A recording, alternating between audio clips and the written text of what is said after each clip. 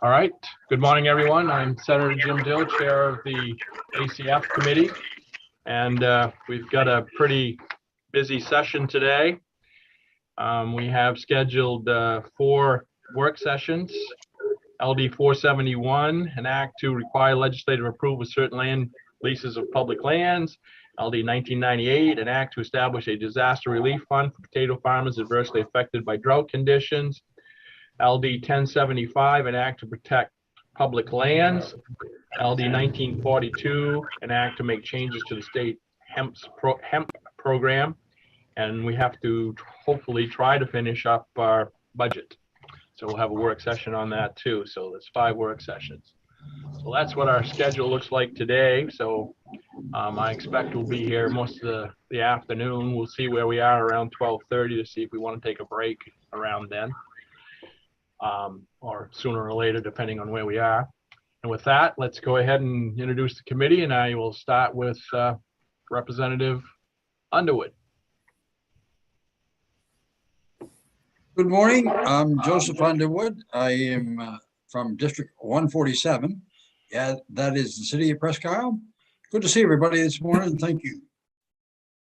Representative Schofield.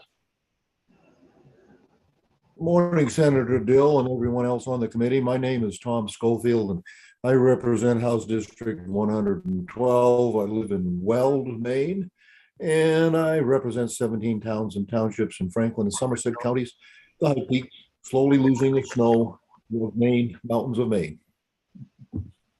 Representative Landry. Good morning, everybody. Representative Scott Landry from Farmington. I represent District 113, the towns of Farmington and New Sharon. House Chair O'Neill. Good morning. My name is Maggie O'Neill and I represent House District 15, which is in Saco. Senator Maxman. Hi, my name is Chloe Maxman. I represent Senate District 13, which is Lincoln County, plus the towns of Washington and Windsor. Representative Hall. Good morning, Randy Hall from Wilton and representing District 114, 6 towns in southern Franklin County. Representative Pluker. Thank you, Mr. Chair. My name is Bill Pluker. I represent Hope, Appleton, Warren, and part of Union, House District 95.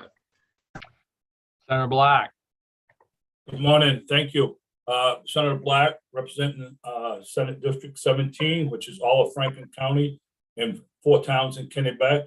And also, I have 3 constituents on this panel: Representative Hall, Representative Landry, and Representative Schofield. So I have to keep them in line. Representative Osher. Good morning. I'm Lori Osher. I represent District 123. That's the majority of Orono and the home of the University of Maine. Representative Bernard.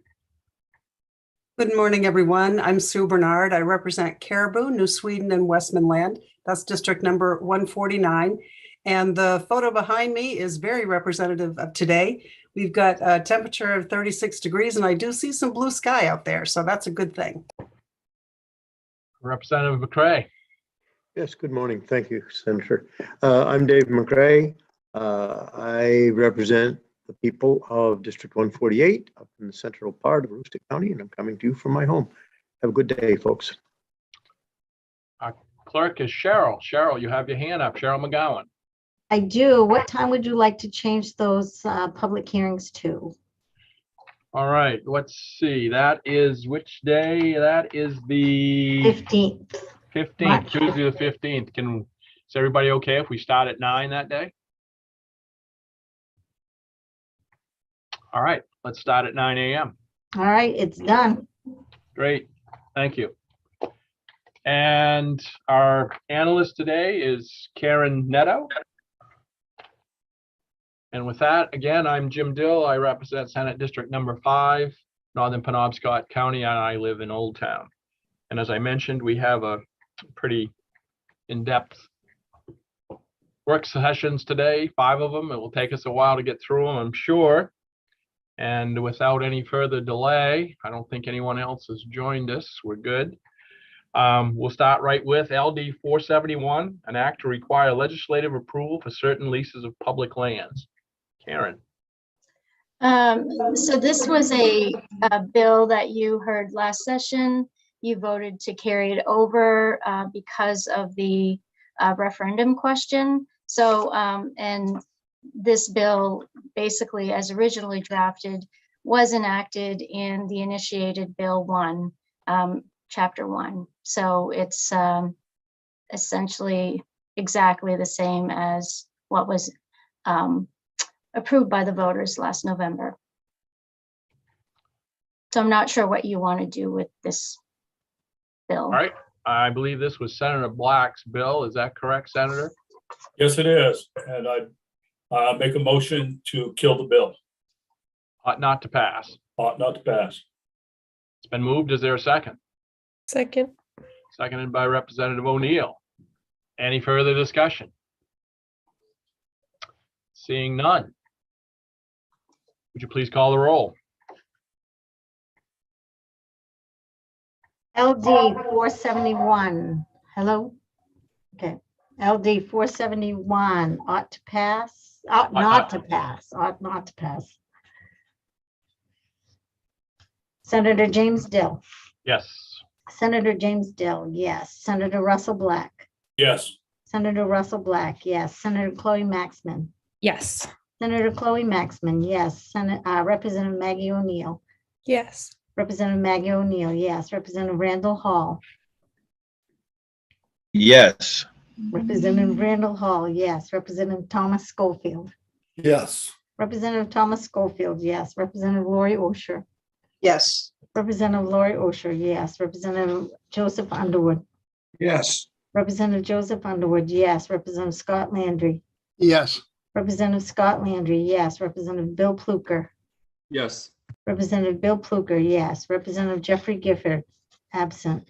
Representative David McCray. Yes. Representative David McCray, yes. Representative Susan Bernard. Yes. Representative Susan Bernard, yes. Unanimous with one absent, ought not to pass. Okay, so 1201 ought not to pass on LD 471, an act to require legislative approval for certain leases of public lands. And I will close the work session on LD 471.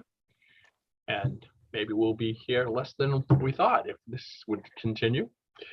LD, I'll open up the work session on LD 1998, an act to establish a disaster relief fund for potato farmers adversely affected by drought conditions. Karen?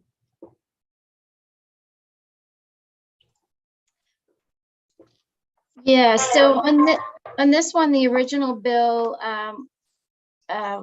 was drafted to establish a potato farmers disaster relief grant program to assist potato farmers in the state to overcome adverse effects of drought conditions by providing grants.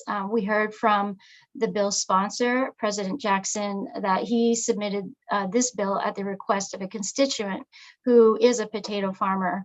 And it sounds like the sponsor and others have subsequently worked with the Maine Potato Board, and the Maine Potato Board did present an amended version of the bill. And I think from what I heard, those proponents were in favor of the amended version of the bill. So the original bill was, tailored or targeted to potato farmers. The proposed amendment that was brought forward by the Potato Board expands the grant program to all farmers. And the amendment also changes eligibility requirements. The original bill said, that a potato farmer may apply for a grant if, the yield is significantly lower and it's, based on a survey conducted by USDA National Agricultural Statistics Service. Instead, that's all been stricken, and instead the amendment provides that a farmer may apply for a grant under the program if they need to establish a source for irrigation water to alleviate the risk of crop losses due to drought. And the amendment also says that the sources must be sustainable, environmentally sound, and affordable for the farmer. So there was no opposition at the public hearing. The Department of ACF Bureau of Agriculture, I think officially their testimony was neither for nor against, but in their testimony, if you read it, they support the amendment proposed by the Maine Potato Board. So the issue with the original bill that the department had was that it would be incredibly complex to administer essentially a risk mitigation program for existing federal programs. And another thing that they pointed out is that the original bill didn't provide any funding for the proposed grant program. So, while the bill allows the department to accept funds from public and private sources, the department is not aware of any funders likely to invest in such a program. However, they did say altering the scope of the bill to all agricultural producers that are adversely affected by drought will give the department flexibility to craft a funding mechanism to support sustainable, practicable, and affordable sources for irrigation water. So I think by virtue of the fact that the scope was broadened, it sounds like they will be able to come up with more ways to fund the grant program. And then finally, I'd like to mention that Representative Bernard did contact me this morning, and she did have wanted to offer a friendly amendment. She supports the bill as amended by the Maine Potato Board, but wanted to add a section, and it probably would be an unallocated section that would basically direct the Department of ACF to work with the Department of Environmental Protection and the Land Use Planning Commission to work on streamlining permitting for water resources. Essentially, the language would be something like that, and it would direct the department to report back to this committee January 1st of next year. And then you would have authority to submit a bill if there are any statutory changes needed, based on what those departments find. Great. Are there any questions for Karen? Seeing none. Further discussion, or is there anyone else that we need to hear from? Anybody from the department? Or I don't think the bill sponsor is here. I don't see the bill sponsor. He is here. Is he? Well, I don't see his. There he is. Oh, he's hiding on the bottom. I was looking for him over in attendees. Good morning, Senator Jackson. Morning. I appreciate the opportunity. Senator Troy Jackson, Senator Squan. As I said at the public hearing, thankfully things changed for farmers across state, and working with Don Flannery, come up with that amendment. I actually thought it was a good opportunity. Also said in my testimony that there was issues in Lark territory with farmers being able to get water, that it was very close by. So the language that Representative Bernard has, I think actually hits exactly on what I was talking about, that there's got to be a way to open up some of these unorganized territories to make sure that farmers can access water that is right there. So I look forward to actually having that in the bill too. Great. Are there any questions for Senator Jackson? Representative Underwood. Hi, yes. One question is the language that Representative from Caribou, Representative Bernard, is that going to be a separate amendment, or is that going to be included in the amendment that is currently available? Is there going to be two amendments or just the one?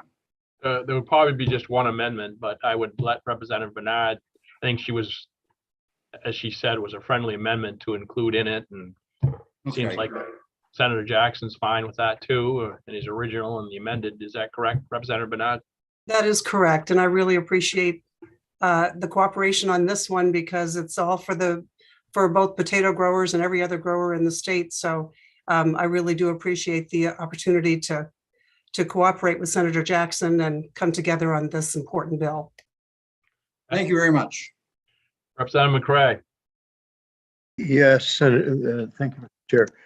When you are ready for a motion, I would very much appreciate the opportunity. Sure.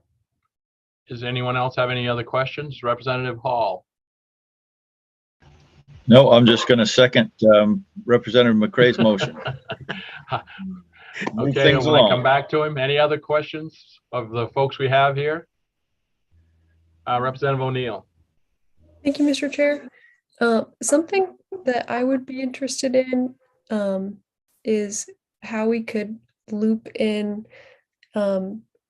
just consulting or support on healthy soil as part of the application process, and in a voluntary way, but just to see if that could be a part of looking at the big picture when we look at irrigation too.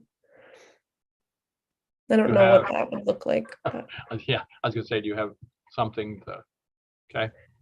Yeah, I have something drafted up. I'm not sure if it meets the need because I'm just trying to find a place to put it in there, but I can send it over to Karen. Okay, Representative Underwood. Yes, we don't need any more language in there. I think it's very well written and as is, and I'd like to entertain the motion from representative from Fort Fairfield and have a vote on this bill as it is written, period. Thank you. Thank you. Representative Neto. I mean, wrong committee. Karen. Representative Neto's in IF&W. So. Yes, although she was Nato and I'm Neto, so. Oh, excuse me. Yeah. That I've been pronouncing her name wrong all session, I guess.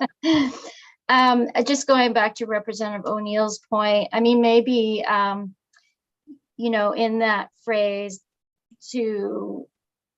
that the irrigation water come from sustainable, environmentally sound and affordable sources. So maybe you could get in that sentiment about, you know, healthy soils, or that strikes me as a place where you might be able to put that in.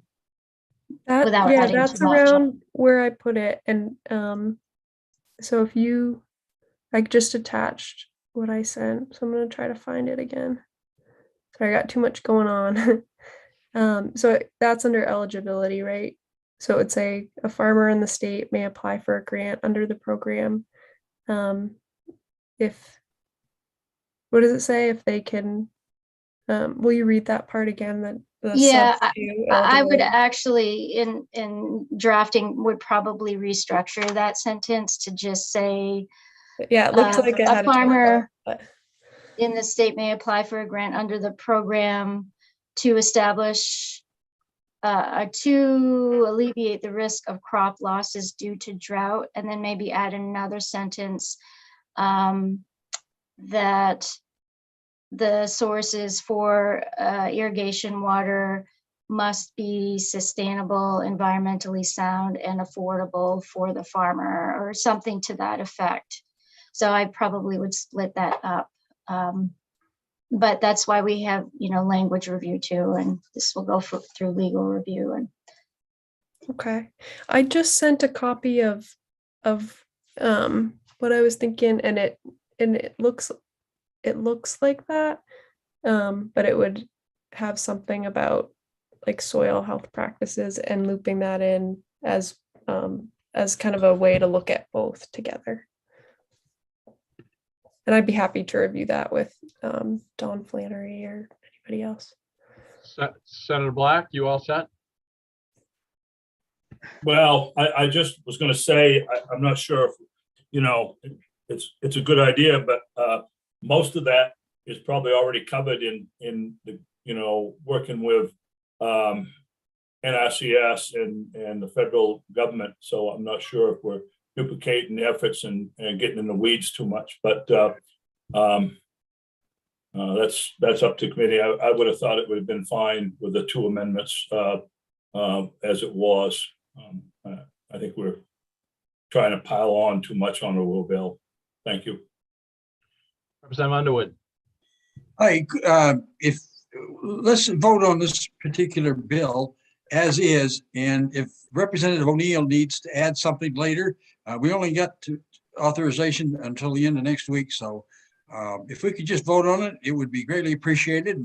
And there's a lot of other people that have got other things to do today, and please vote on this bill if you could. Thank you. Representative O'Neill. Thank you, Mr. Chair.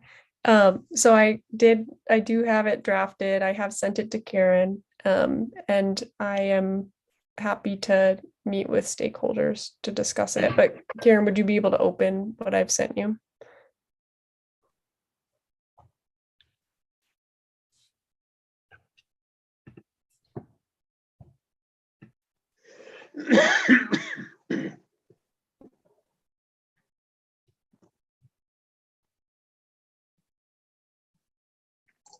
So it's the blue language.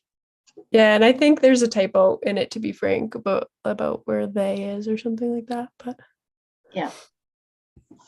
So I guess I just need to know whatever.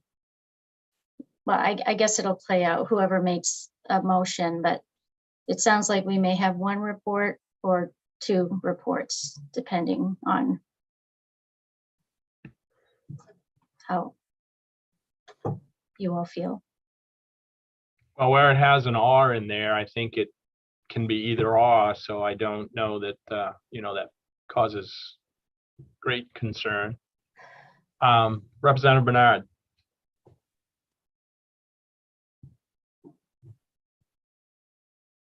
Sorry, looking for my mute. I guess I would just, my only, I would have a reservation to because I don't know exactly what it means to say and adopt enhanced soil health practices. I mean, up to now, we were talking about irrigation, and I was all in on irrigation. And it almost sounds like this portion that has been just added by Representative O'Neill could be talking about something totally separate, and wonder if that might not better be served in a separate bill at another time.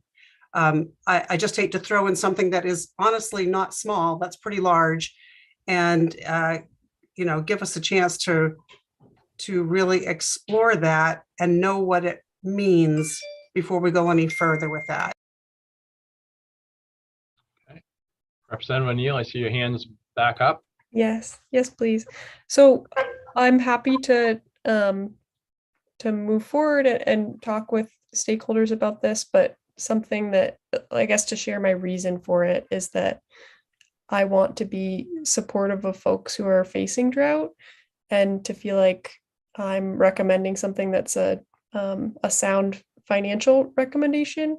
It's also important to me to look at to have soil practices be a part of that. And this amendment doesn't make that voluntary, but it just makes it part of the consideration. I think it makes it clear by placing it in there. So that's my thought process and consideration, is wanting to be helpful, but also wanting to make a sound financial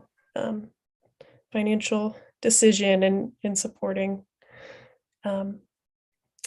irrigation. So, Representative McCray.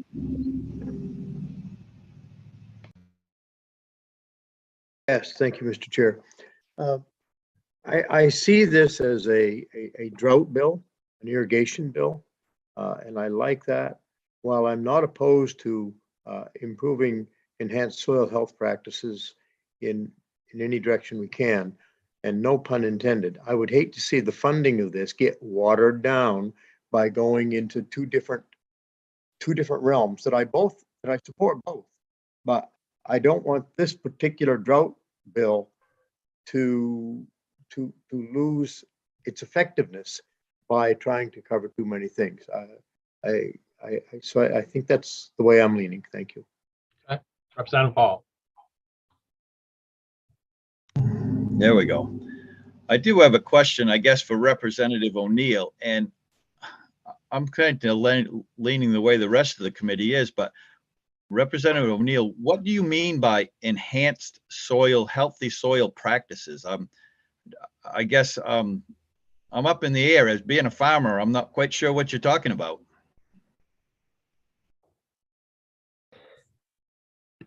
So I'm talking about enhanced soil practices to help hold more water in the soil, just to have healthier soil. It's something that the committee has talked about before. I've made it a voluntary consideration, but for me, including that criterion feels more financially responsible than just to go straight to funding the irrigation, if that makes sense.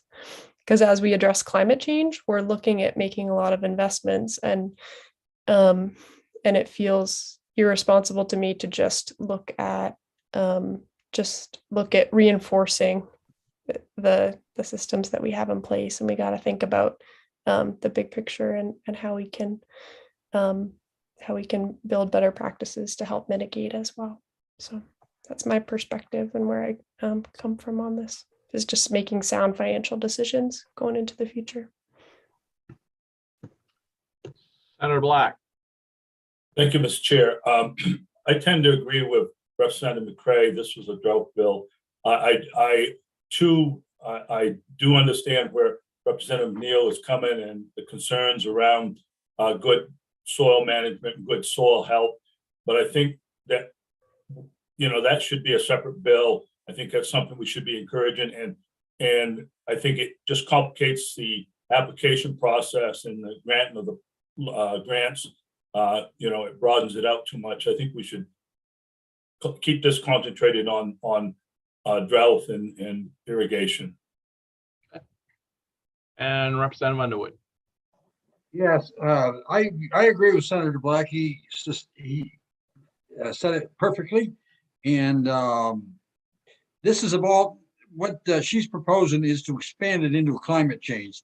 Now, I don't believe in climate change, and you can define it any way you want to, but let's just pass the bill as is without the last, well, I'm going to, for lack of a better term, call it an amendment that Senator Neal has to offer. And she has to, at some future date, if she wants to offer it, there will be an agricultural meeting and she can present it at that time. So without Senator O'Neill's input or amendment, could we maybe vote on this at this time, please? Thank you.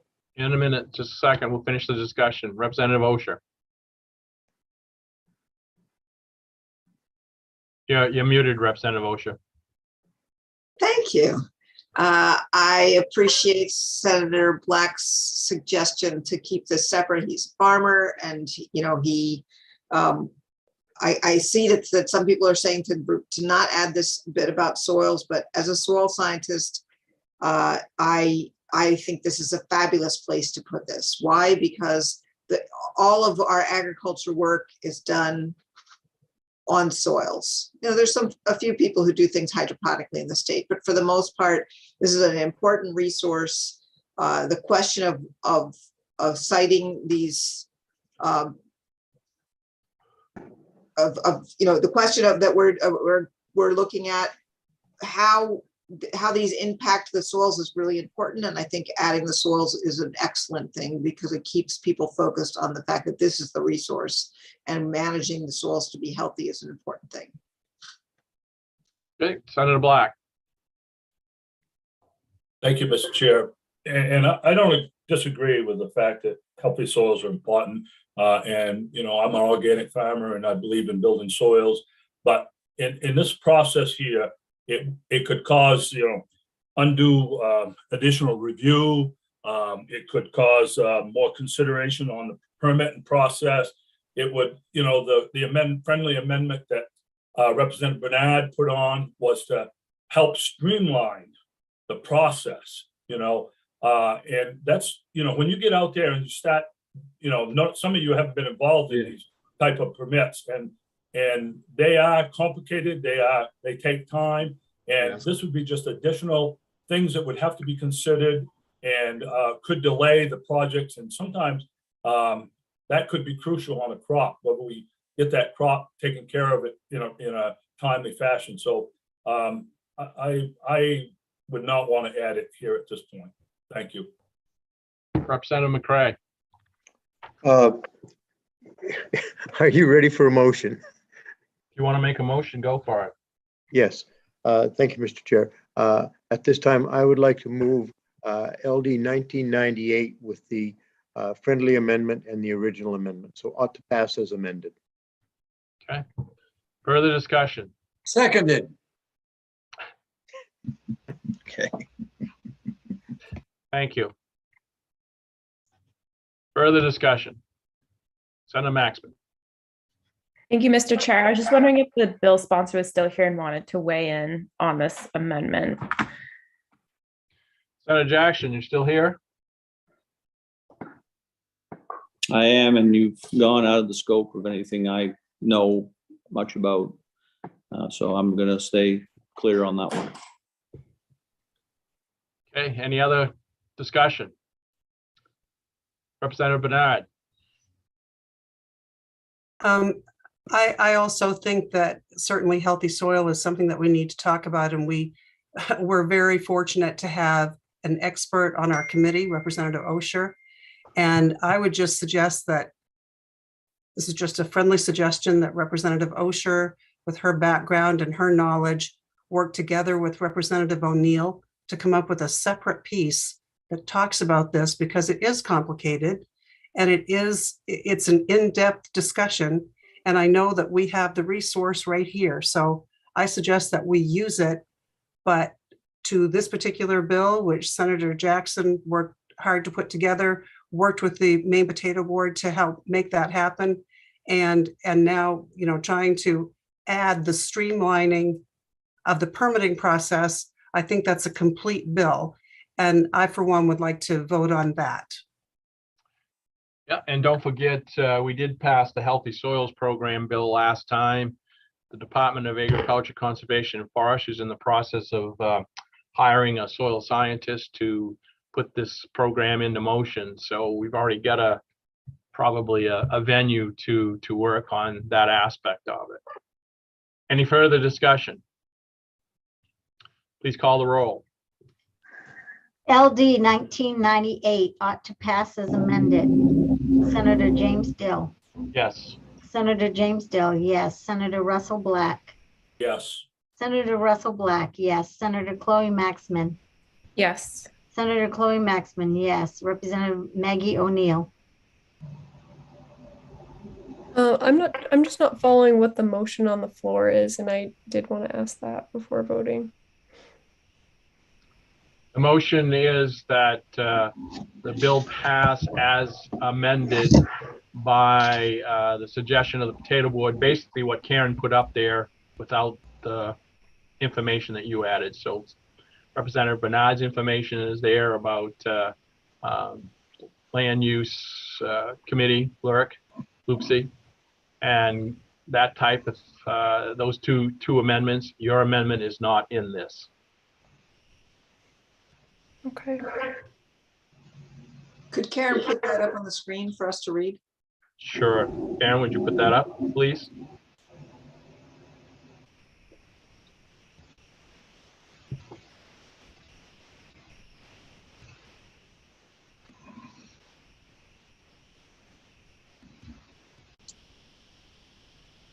So basically, the motion is the red. And then on top of that, Representative Bernard's suggestion of having an unallocated section directing Department of ACF to work with DPP and Land Use Planning Commission to streamline permitting for water resource permits. Okay. I won't, put up a big fight about this. I see that folks are in alignment about it, but I will vote no, and my amendment would be what's there, just to make it voluntary that folks participate in the healthy soils. Just look into that. So Representative Maggie O'Neill is a no, with ought to pass as amendment B. Correct, thanks. Representative Randall Hall. Yes. Representative Randall Hall, yes. Representative Thomas Schofield. Yes. Representative Thomas Schofield, yes. Representative Lori Osher. No, and ought to pass with Amendment B. Representative Lori Osher, no. Amendment B. Representative Joseph Underwood. Yes. Representative Joseph Underwood, yes. Representative Scott Landry. Yes. Representative Scott Landry, yes. Representative Bill Pluker. Yes. Representative Bill Pluker, yes. Representative Jeffrey Giffords, absent. Representative David McCray. Yes. Representative David McCray, yes. Representative Susan Bernard. Yes. Representative Susan Bernard, yes.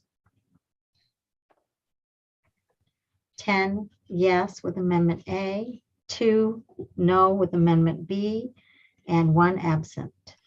On LD 1998, an act to establish a disaster relief fund for potato farmers adversely affected by drought conditions.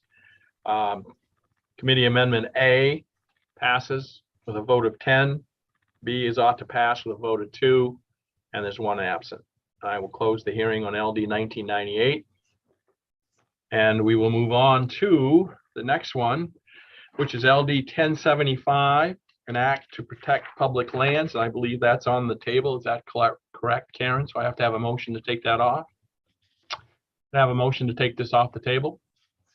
Moved by Representative Landry, seconded by Representative Schofield. All in favor, just raise your hands on this one, please. Take it off the table. Okay. Go ahead, Karen. So this, it was tabled, however, there was a motion on the floor. So this is a bill that you worked, and then you, at language review, there were questions. So we came back and you reconsidered it on Tuesday, and that's when eventually a motion of ought to pass as amended was made, but then it was tabled. So I drafted an amendment for Representative Landry, who made the motion, and I'll share that right now. So the previous amendment, so a portion of it is in the gray, and this was Representative O'Neill's language about the agencies observing the requirements in Section 23 of the Maine Constitution, and also to ensure proper exercise of the agency's public trust responsibility when it comes to designated lands. So so that remains, and the new sort of new stuff is in the yellow. So the previous version had amended the bill to require not only the Bureau of Parks and Lands, but also the Department of IF&W and Baxter State Park Authority to adopt rules to establish this process for determining if a proposed activity in a land designated would cause the land to be reduced or substantially altered.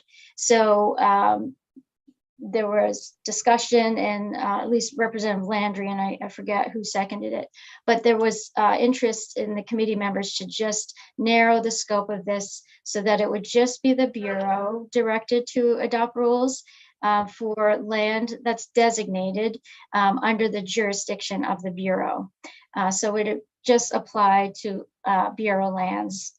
And then in the meantime, after the committee voted, but before language review, the Department of ACF contacted me, and it sounded like on advisement of their Assistant Attorney General, they wanted to tweak the language around substantially altered. So they wanted to add the phrase, the uses of the land substantially altered. And in their view, it's I guess they feel it's more consistent with the Maine Constitution and the statute in Title 12. And OPLA just added to be so that it would be the uses of the land to be substantially altered. So that's the other sort of new part of the amendment. So I think various committee members were kind of not sure where things stood with the amendment, but that's what I believe Representative Landry had moved on Tuesday. I see Representative Landry shaking his head yes. So Representative Landry? Are we looking for a vote? At least I was just curious is that was what you had. Yes. Yeah. So we already have the motion on the floor. That's what the motion is. Now it's discussion. Representative O'Neill. Thank you, Mr. Chair. I've had time to review that language and I'm comfortable with it. Something I'd still like to include is if we do take out IFNW and Baxter State Park, that the committee draft a letter just to be clear, to say that the Constitution applies to you both as well, and that that those entities should have a process in place as well and follow what BPL does. That's separate from his motion that I'd you like to add it as we discussed at our last meeting. Yeah. Yeah, I think we feel comfortable removing it. I don't want to send the wrong message by only having one entity adopt the rules. Karen? yes, I forgot to mention there was discussion about sending a letter to IFNW and Baxter State Park, but it's not clear to me if that's part of the motion or not. That's back to Representative Landry. That's fine. And we'll need to see what the letter is and let the committee look at it because before we send it off. So you're okay with the letter then, Representative Landry? Yes. Okay. Any further discussion? All right, Cheryl, go ahead, please. LD 1075 ought to pass as amended. Senator James Dill. Yes. Senator James Dill, yes. Senator Russell Black. Yes. Senator Russell Black, yes. Senator Chloe Maxman. Yes. Senator Chloe Maxman, yes. Representative Maggie O'Neill. Yes. Representative Maggie O'Neill, yes. Representative Randall Hall. Yes. Representative Randall Hall, yes. Representative Thomas Schofield. Yes. Representative Thomas Schofield, yes. Representative Lori Osher. Yes. Representative Lori Osher, yes. Representative Joseph Underwood. You're muted, sir. Yes. Representative Joseph Underwood, yes. Representative Scott Landry. Yes. Representative Scott Landry, yes. Representative Bill Pluker. Yes. Representative Bill Pluker, yes. Representative Jeffrey Gifford, absent. Representative David McCray. Yes. Representative David McCray, yes. Representative Susan Bernard. Representative Susan Bernard, absent.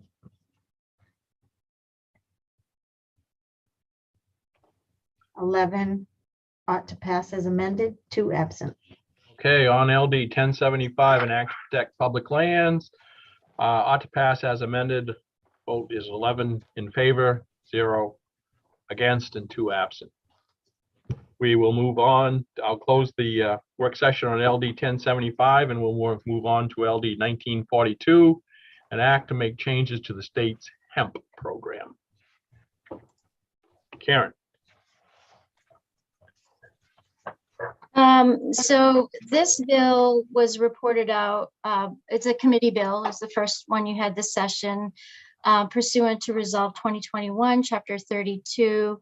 So the first part of the bill changes the definitions of hemp and certified seed source by increasing the amount of allowable THC from a Delta 9 THC concentration of not more than 0.3% on a dry weight basis, or otherwise defined in federal law, to a total THC concentration of not more than 1% on a dry weight basis.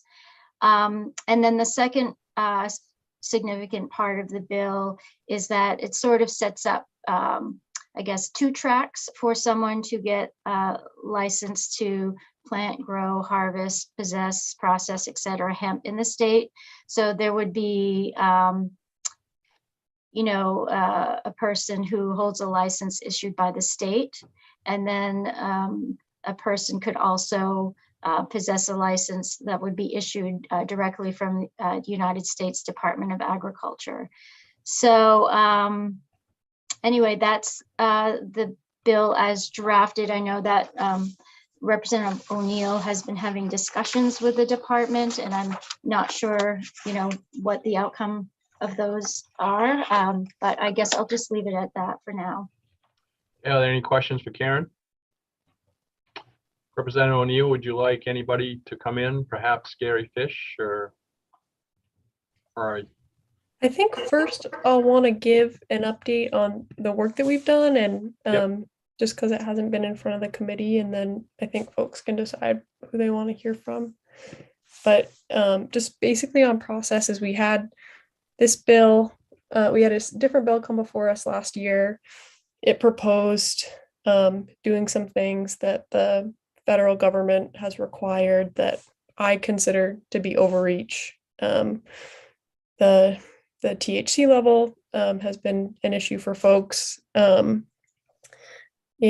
the background checks to farm, as well as the disallowance of personal plants and the loss of confidentiality all came up as issues. I wanted to wait and see what would happen in other states, and to meet with stakeholders and think about whether there were better options for Maine. And over the last year, I met with Representative Pingree's office a couple times, and met with farmers over the past year. And the idea for this bill originally came from those meetings, not from me. So the thought was to get the best of both worlds by having one track that was a legally compliant track for folks who wanted that because they want to be able to engage in business outside of the state, or because it just felt more in their values to be legally compliant with what the feds are requiring, and to have a second track where we have our own program in state that offers more flexibility on the THC level, and also doesn't put those background checks in place, and allows people to have personal plants without a license. So where I was coming from on that is wanting to accommodate what I heard from folks, and be creative about the federal overreach that we're seeing that's making it harder for people to grow hemp. And just personally, I'm not comfortable bowing to the feds on this, and we've done our own thing since 1999. So that's where we were coming from here, is just to create space for a local market and not put bad rules on our books. And it does create more question as we've done since 1999, when Maine has gone its own way in a number of decisions. So that's the background, and I don't know if anybody else wants to add something. Is there Senator Black? Thank you. Could we have Gary Fish come on and weigh in on where the department is now? Sure. Would you let in Gary Fish, please? He's on his way.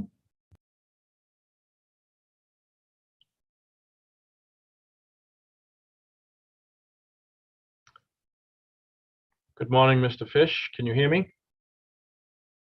Good morning. Yes, I can. All right, Senator Black, you have some questions or a question, or? First question I would, back along the department has said right along that they thought that it was not a good idea to have the dual program, that they thought that that the state hemp growers should align with the federal because of all the issues with, with the feds coming down on us for grants and programs and all that stuff. Is the department still in that position? Is that still your position? Yes, the department is still opposed to LD 1942. But the department, I guess the question I had, is part of the concern. The hemp growers I've talked to agree with what you're saying, but I've heard concerns that if we need a certain amount of hemp growers to keep the program in the state of Maine going, and what's the pros and cons to that? Is the program going to be able to go with just a federal program, or is it going to be better if it has a parallel program? Or do we need a certain level of hemp growers to keep everything, the department program moving ahead? Could you just enlighten me a little bit there, Gary? Sure. So there's a lot of conundrums here, and it's very difficult to explain all of them. But what's been loud and clear from growers is that they would like us at the state program to be regulating them. And to be able to achieve that, it's going to really, the only path forward there is to go back to LD 33 language and basically have us run a USDA approved program. If LD 1942 passes and basically puts us into a situation where we're a non-compliant program, USDA will come in and basically license growers. However, with my many talks with Bill Richmond at USDA AMS, he makes it clear to us that growers that are licensed directly by USDA are then subject to federal inspections at any time. They also will require whoever does their sampling, because the way that the USDA program works is that sampling is done by contractors, and whoever is contracting to do their sampling is required to report any other cannabis plants that may be at a location. And then USDA is required to report those cannabis plants to law enforcement. And what I've been told is that they would report that to the Maine State Police as well as to the Maine DEA office. So that's a big concern for many of our hemp growers who are also medical marijuana growers. And the real difficulty for them is that most of the ones that are most successful for us right now are also organic certified. And in order to be certified organic by the National Organic Program and MOFGA certification or other certification organizations that do that, they have to be licensed by a USDA approved program or licensed directly by USDA. Otherwise, they cannot be organic certified anymore. The other concern that we've heard very clearly in the meeting that was held with MOFGA Tuesday night is that they're very concerned about losing their ability to use their credit system. So many of them are on the Square credit card system, and there's only a few of them. And most of them are relying on out-of-state sales, so they can't take cash for it. And they're relying on that credit card system to keep them alive. And they're very concerned that if we are not fully USDA compliant like every other state, that they will lose that ability. And that will, as they said, put many of them out of business. Go ahead. Well, thank you, Gary, especially on the organic, federally organic, because I had a couple of growers call me this morning in prior, knowing that this would come up today. And their concerns were that if we didn't go with a federal program, that they would lose their organic certification. So I'm glad you brought that up. Thank you. You're welcome. Representative O'Neill. Thank you, Mr. Chair. I don't have a question, but just a couple comments, which are in our meetings that have been public and recorded, and I've gone back and reviewed them, but a few times it's been said that it was possible to do a dual program, that was something that Mr. Fish looked into on our behalf, and it's possible. And we also learned that it's possible for for the department to continue to be a point person for farmers if they decide to go the legal federal route. So if folks don't want to have these risks, that's why this plan gives, both of those options. One is full federal compliance, and folks won't need to worry about those things, and they will be able to work directly with Gary and Mary. And the issue, no matter what we decide to do, is that we need to think about the sustainability, the funding of the program.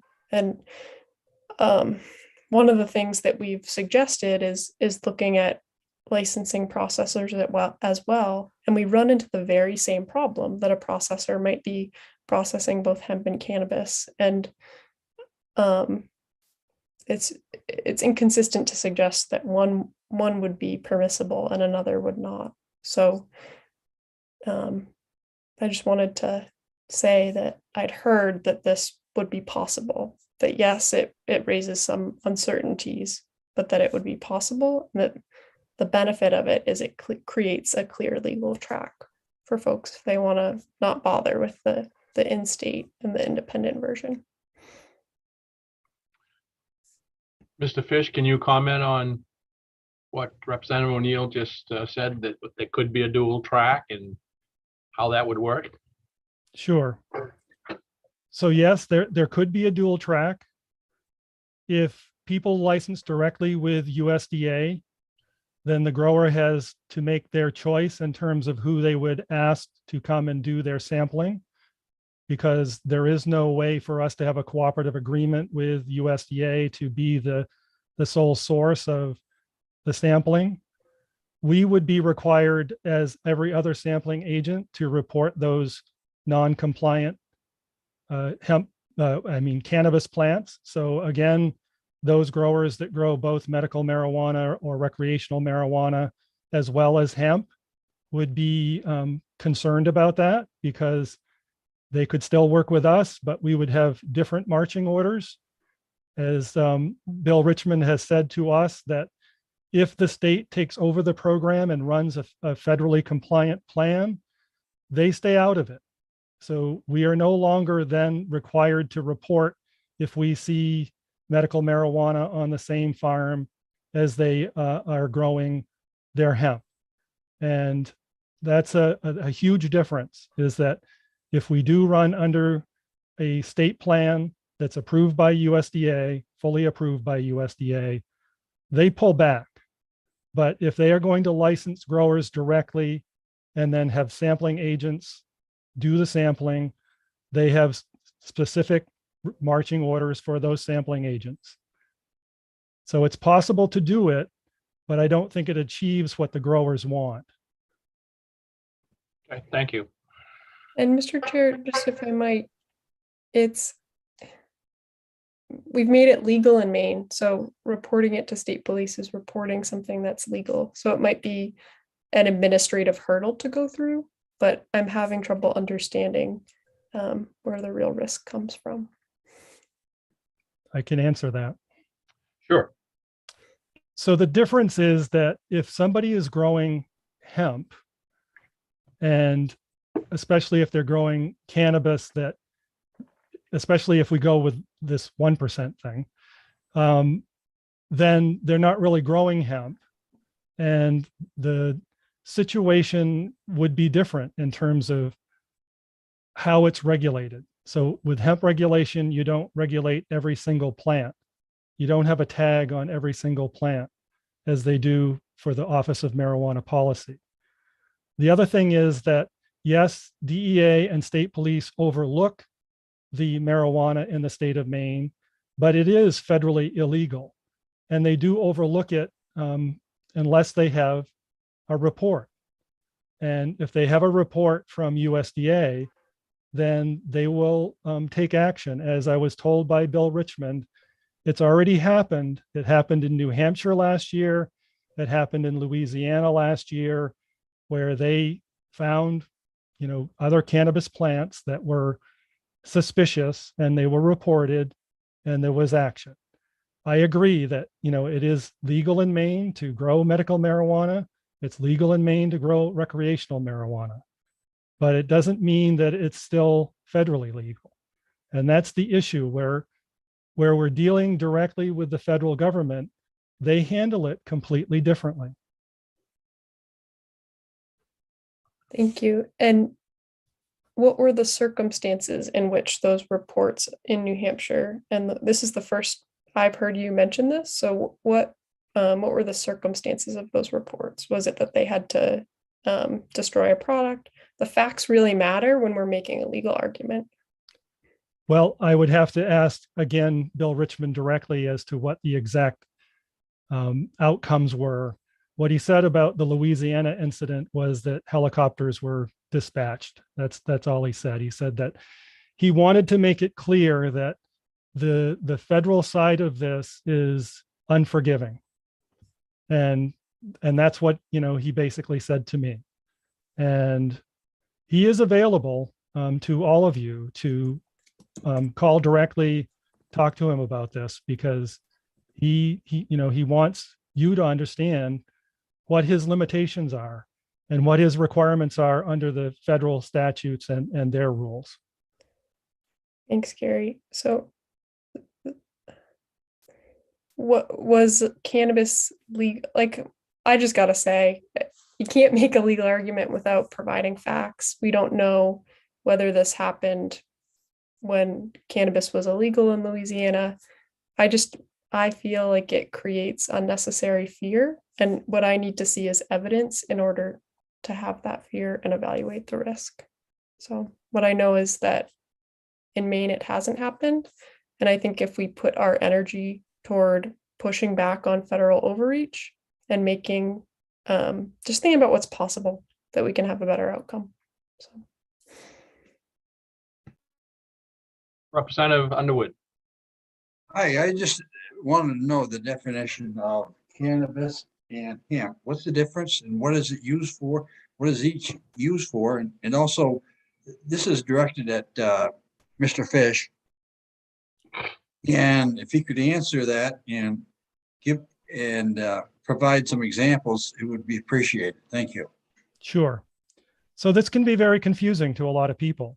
So hemp and marijuana are exactly the same plant. Cannabis sativa, they're the same species. There are subspecies that are also considered marijuana or hemp. The only difference and the only way to tell the difference is to analyze the compounds that are in the plant. So if you analyze a cannabis plant and you find that it contains at the federal level more than 0.3% total THC, then that is considered marijuana by the federal government because of the potential for it to be psychoactive. If you test a cannabis plant and it's at or below 0.3% total THC, then it's considered hemp.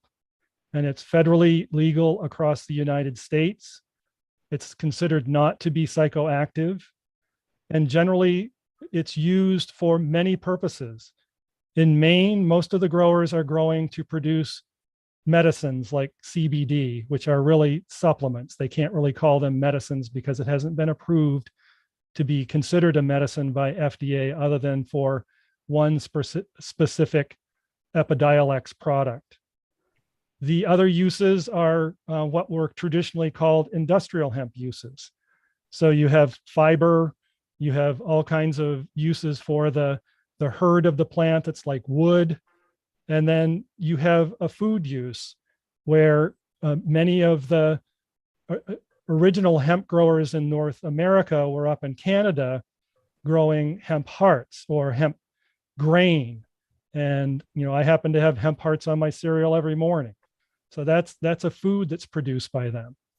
The other foods that are produced by hemp growers, very few, but some are starting to do this, are microgreens.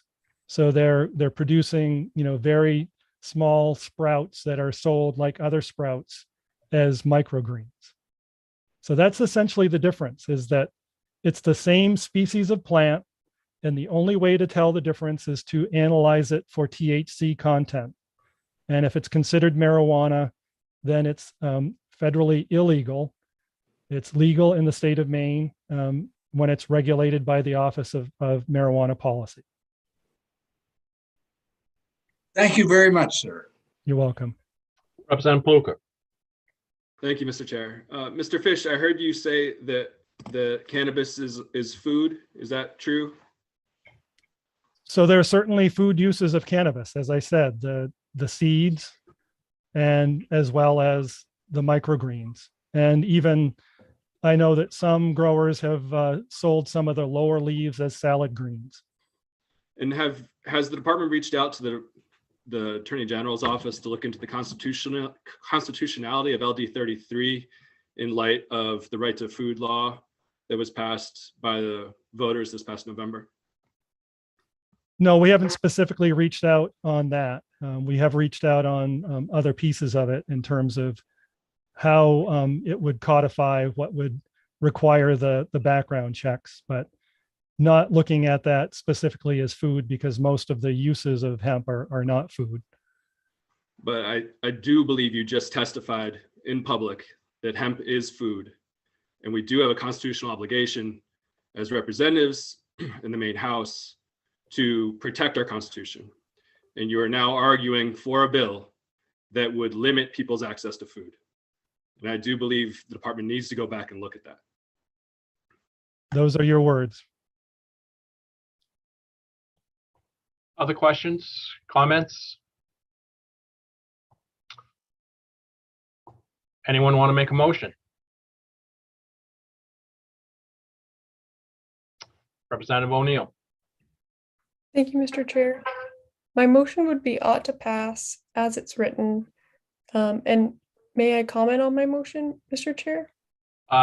Sure. Thanks. You're just really- further explaining your motion, so that's fine. Yep. Just further explaining it? Okay. Yeah, because otherwise I'd have to ask it for a second before we discuss it, but if you want to further explain your motion before it's Oh, seconded. I understand. Yeah, I can ask for a second before discussion. Thank you. But yeah, my motion would be, and I can explain what the motion is. It would allow for 1% total THC, which is something that folks are fighting for. And it would make it so that there is a federally compliant track over here, and then a separate in-state track over here. And that's where the 1% and the no background checks and the maintaining personal plants without a license would live. Thank you. Helping to explain that. Is there a second to Representative O'Neill's motion? Seconded by Representative Pluker. Further discussion. Thank you. So what it comes down to for me is that this is federal overreach. The federal government's making it harder for people to grow hemp. We've gone our own way since 1999. We've heard that the 0.3% is difficult for CBD folks and that it isn't based in science. And background checks to farm a plant that isn't intoxicating and has been, we've taken it off the list. It gets rid of the entire purpose of legalization. And I'm really uncomfortable with any background check to farm because I think what's next, tomatoes or carrots, like I just don't feel comfortable rolling that back as well as the licensing for the personal plants. And I think that it's our prerogative to push back if we want to. We have a history of doing this. We don't have to put bad rules on our books. So a really great benefit of this is that we have the two tracks, one for people that are not comfortable with this and they can maintain their USDA certification, they can be in full compliance. And then for folks who are comfortable with that risk, they can be over here. And another conversation we'll have to have, no matter what, is about sustainability of the funding of this program to make sure that folks can continue to work with Gary and Mary.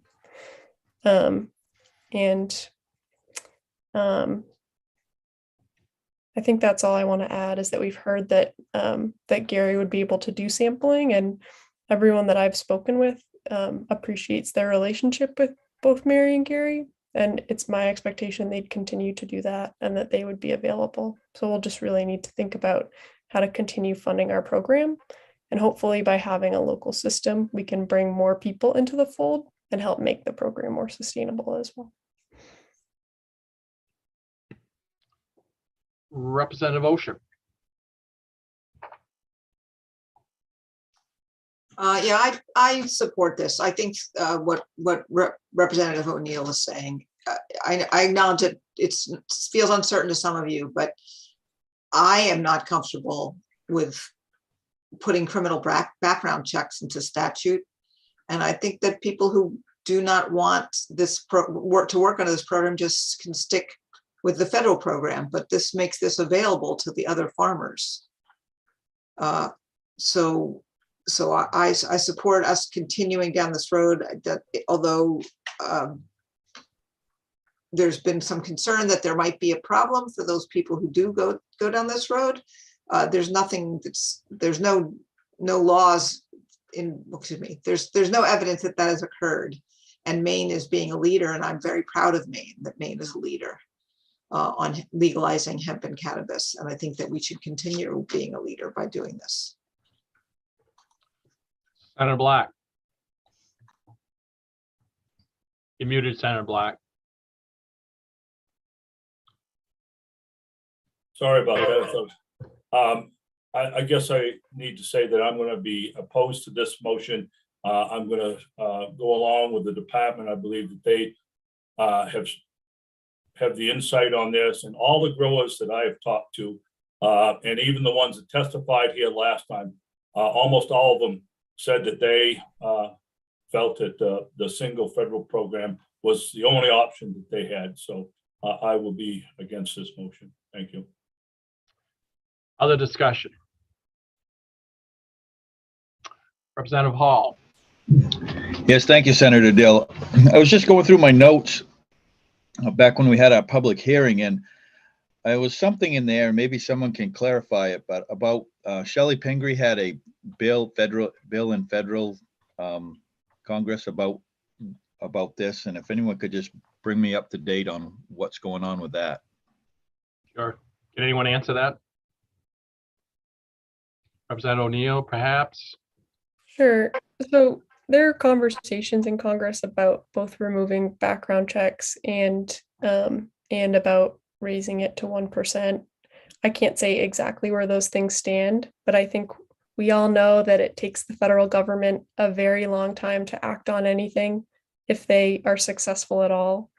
And just an example of something that makes me concerned about the background checks in particular is that we know that the Senate wasn't able to even pass voting right protections. So I think Representative Pingree, maybe could pass that in the House, but it's incredibly speculative to say that she could pass it through Congress. And I feel much more comfortable pushing back on federal overreach here.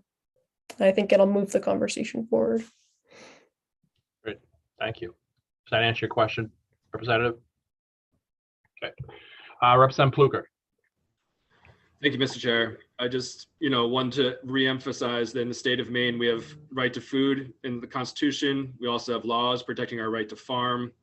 I think what the USDA is asking us to do is going right in the face of the way we live in Maine in terms of self-sufficiency, taking care of ourselves.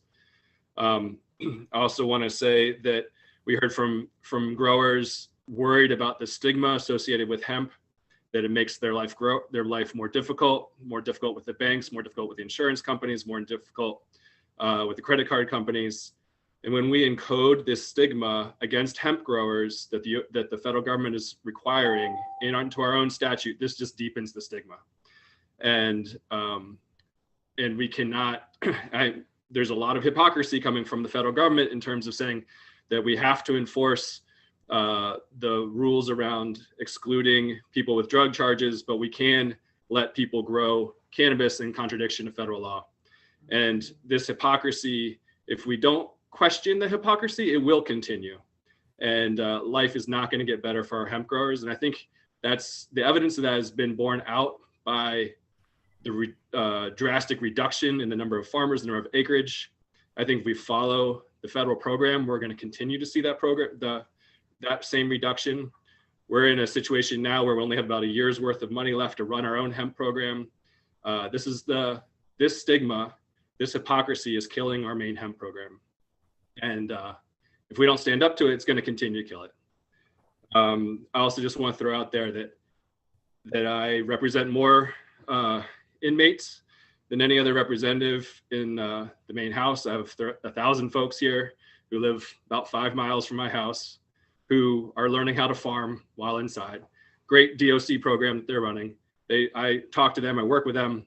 They say, when I get out, can I come, work on your farm? Can I work with you? And for me to pass a law saying, no, you can't, goes right in the face of all the work that I do with them. I'm also in the Criminal Justice and Public Safety Committee. I do not, if the Department of Agriculture, Conservation, and Forestry is reporting cannabis growers to our Maine State Police and our Maine DEA, they have much more important things to do with their time in the face of the opiate problems that we're facing in our state than to go after legal cannabis growers in our state. And I think that if the Department of Agriculture, Conservation, and Forestry wants to coordinate that work with the Department of Public Safety, I encourage them to do so, but that's just not where their focus is. And I think if the federal government wants us to enforce federal laws using our own money, in terms of the money we're putting into Maine Department of Safety, that's just not going to happen. So I'm voting for this motion. Thank you. Representative McCray. You're muted, sir. You didn't hear that groan. Anyway, I don't recall hearing a second to the motion, and we're deep discussion. Yes, there was a second. I think it's Representative Pluker. My apologies. Further discussion? Seeing none. Cheryl, will you call the roll, please? Yes, is this an ought to pass or an ought not? Yes. Ought to pass as amended. My understanding is ought to pass. That's Straight. right. Okay. Yep. LD 1942 ought to pass. Senator James Dill. No. Senator James Dill. No. Senator Russell Black. No. Senator Russell Black. No. Senator Chloe Maxman. Yes. Senator Chloe Maxman. Yes. Representative Maggie O'Neill. Yes. Representative Maggie O'Neill. Yes. Representative Randall Hall. No. Representative Randall Hall. No. Representative Thomas Schofield. No. Representative Thomas Schofield. No. Representative Lori Osher. Yes. Representative Lori Osher. Yes. Representative Joseph Underwood. No. Representative Joseph Underwood. No. Representative Scott Landry. No. Representative Scott Landry. No. Representative Bill Pluker. Yes. Representative Bill Pluker. Yes. Representative Jeffrey Gifford. Absent. Representative David McCray. Yes. Representative David McCray. Yes. Representative Susan Bernard. Absent. 5 ought to pass. 6 ought not to pass. Is that correct? Okay. Well, And 2 absent. so I am curious what the 6 who did not vote for the ought to pass, is it ought not to pass, or do you want to ought to pass is amended with LD 33 being your amendment, which would make the state of Maine program compliant with the USDA federal requirements? Yes. That would be my ought not. Ought to Okay. pass as amended. That would be mine. That Okay. would be mine as well. Okay, So ought to pass as amended. Yep. yes.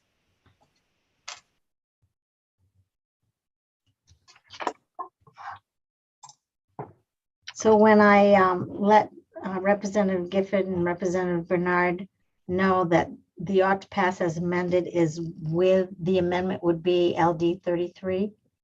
Is that correct? Yes. Essentially, yes, if they want to see. Yeah. I mean, LD 33 is gone, but if they want to see the language, yes. Language, yeah. Thank you very much. Okay, on LD 1942, an act to make changes to the state's hemp program. 5 ought to pass as amended, Amendment A, and 6 ought to pass amendment as amended, Amendment B. With 2 It's ought. actually just a straight ought to pass. Straight ought to pass, yeah. For the for the 4 or 5, for the 5 that voted. But I imagine, okay. I'm going to speculate that there will be I don't know if there will be a fiscal note. So the only way would be ought to pass as amended is if there's a fiscal note attached. All right. Okay. But I'm gonna send it in as ought to pass. Ought to pass and ought to pass as amended. Right. Yep. Okay. And I will close the work session on LD 1942. It is 12:20. Do we want to take about a 20-minute break and come back and start on the budget? I would expect we're not quite halfway through, so it's going to be 2 to 3 hours. Karen. Can I have language review for LD 856? Yep. The renewable energy development bill. Could we do that? 856. Yes, you voted on it on Tuesday. Right. You've Yep. seen most of the amendment. Or there was just one section that was tweaked a little bit. Okay. Let me go over that quickly. So I'm going to share my screen. So this is the majority report. I believe at least one member voted ought not to pass. I don't know if there are any others, but the majority report and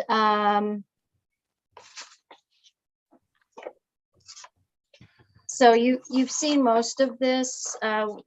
I'm just going to point out the changes from Tuesday. One thing, and so sections 1 and 2 just set up section 3.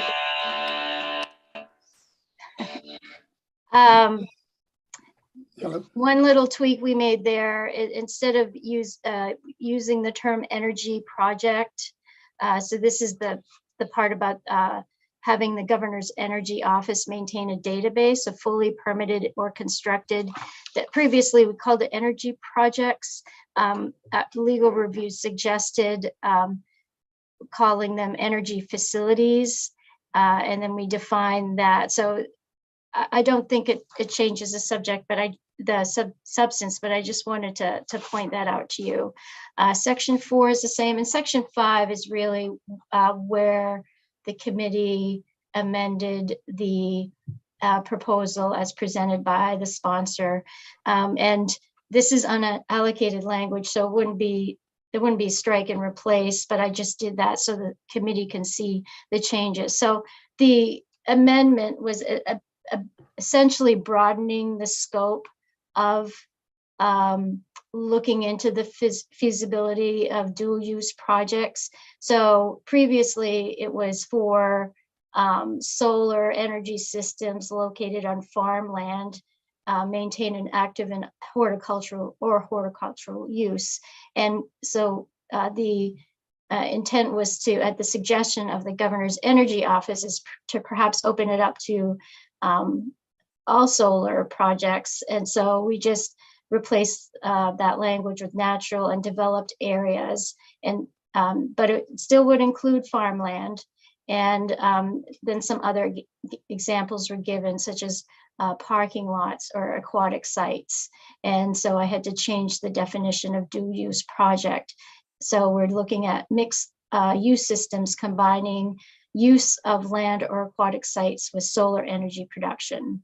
And then there was discussion about, you know, the total capacity megawatts. So it is changed to 30 megawatts with at least 20 megawatts reserved for dual use projects on agricultural land.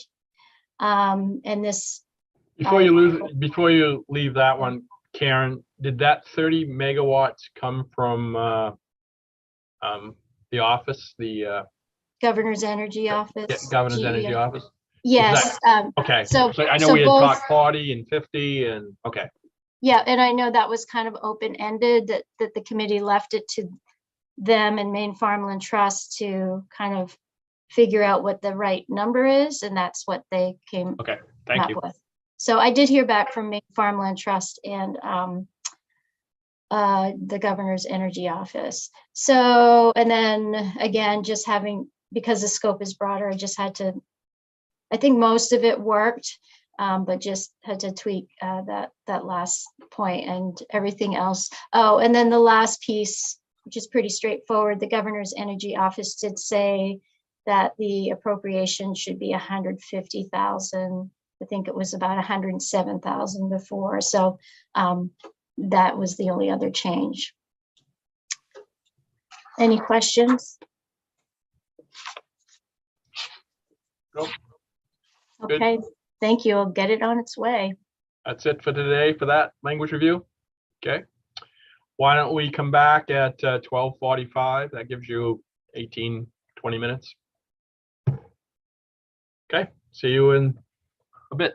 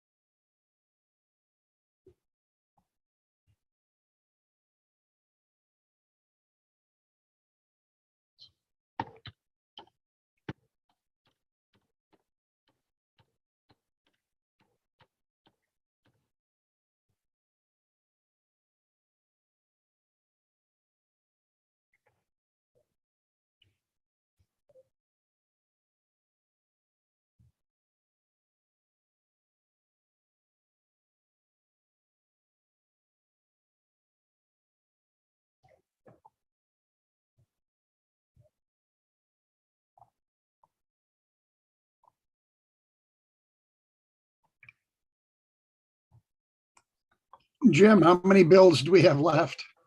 None. None? Today. We're all, Just period. none today. We've got 3 next week. Yeah. Yeah. And we may try to do some work sessions on them too, because we're only approved through the end of the week. So, Yeah. and we actually have no time to meet.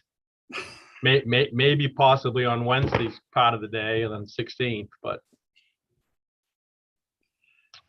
we'll have to try to figure that out.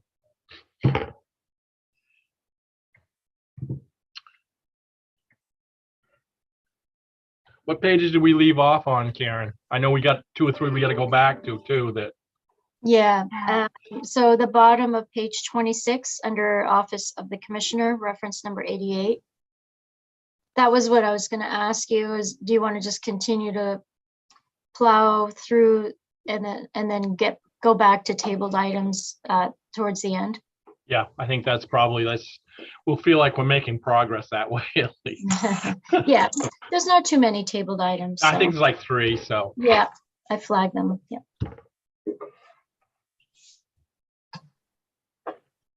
So you may, I don't know if you can do it or if Cheryl does it, but I do see the commissioner.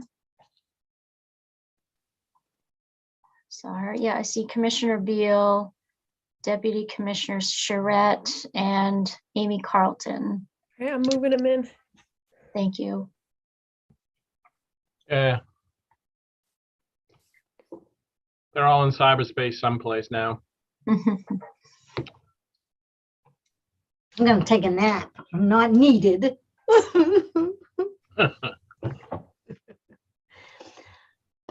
I will say, just FYI, I have sent you needed approvals for jackets. If you could check those out at some point today and send those back to me. Maggie, you have 2. I mean, Representative O'Neill, you have 2. Everybody else has 1.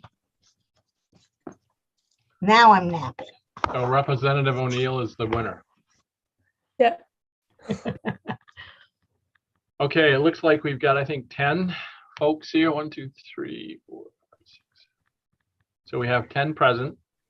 And we left off on the bottom of page 26, if any of you are following along. And remember, when we vote, you have to be on screen, even though you may not actually be saying anything. But with that, we'll go back to Karen. I see that Amanda, Amy, and Randy are present and accounted for. At least present. I don't know if they're accounted for. But. All right. We're all set to. We're set to start plowing through it again. We'll kind of do it the same way we did before, try to get through it as painlessly as possible. Okay. Okay. So where we left off was at the bottom of page 26. We'll start with reference numbers 88 and 89, which is at the top of page 27. This is under the Office of the Commissioner.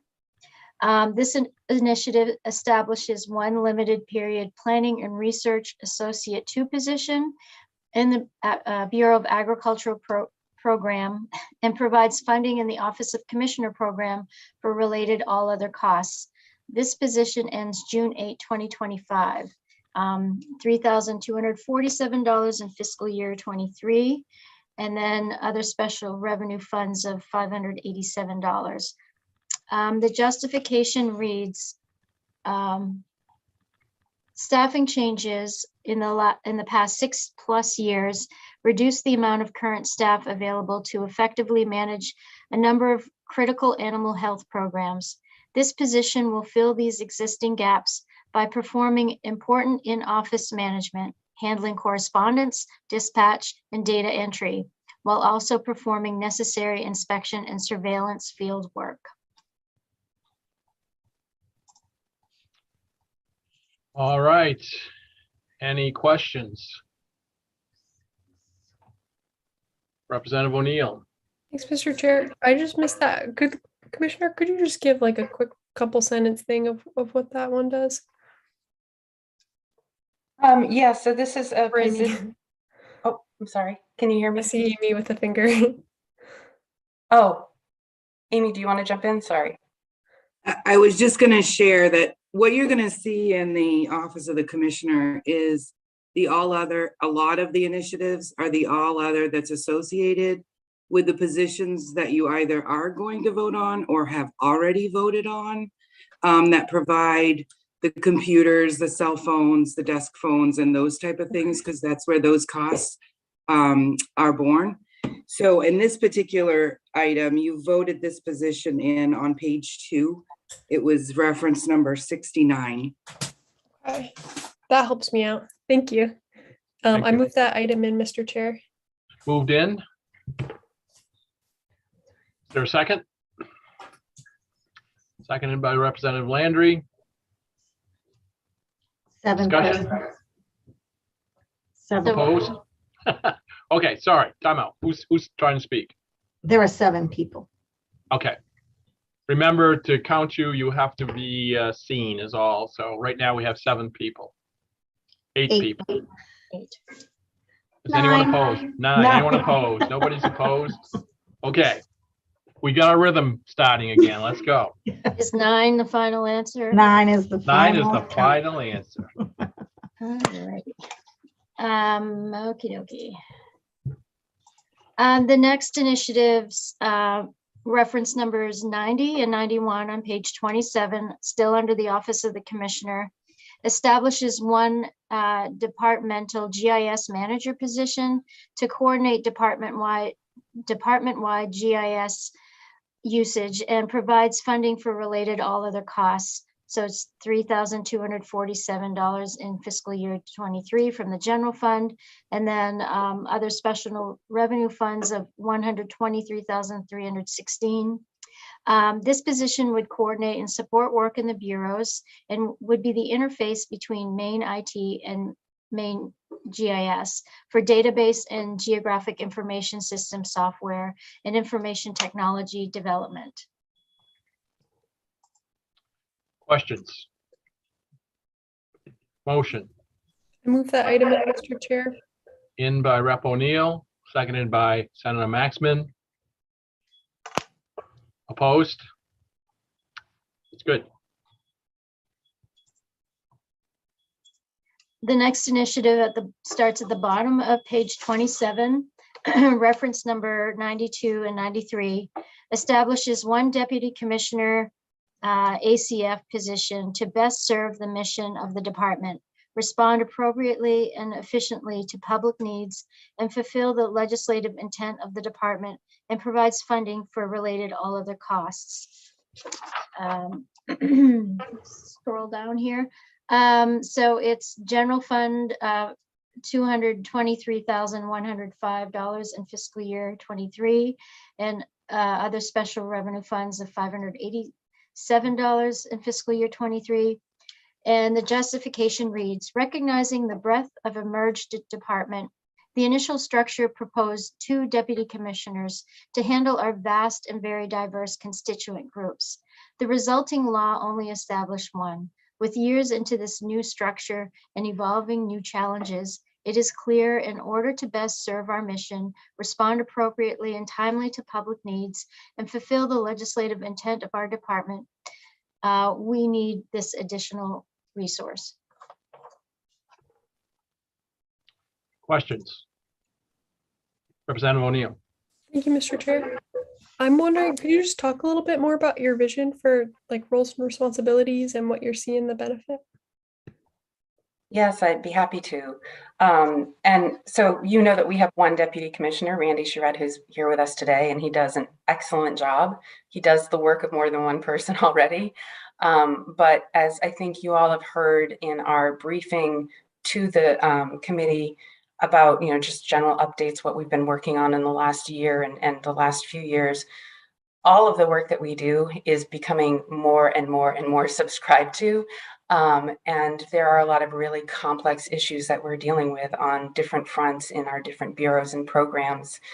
And, we also have a lot of different audiences that we work with. So it's not like we're just, we have one singular focus, but like when we get invitations to go to annual meetings and events and things like that, it's really hard for just, Randy and myself and a few of us in the commissioner's office to have the kind of presence that I think people really want us to have. Maine is a very big state geographically. And also when we're looking at all the different constituents and the audiences that we serve, we want to make sure that we're both responding internally as efficiently and effectively as we can, as well as being able to be present in those ways that are so important with the communities that we work with. So, really see this as somebody who's going to give us that additional, both internal and external capacity at the level of the commissioner's office. Thank you. Other questions? Motion? I move this item in, Mr. Chair. And Rep. O'Neill, seconded by Representative Landry.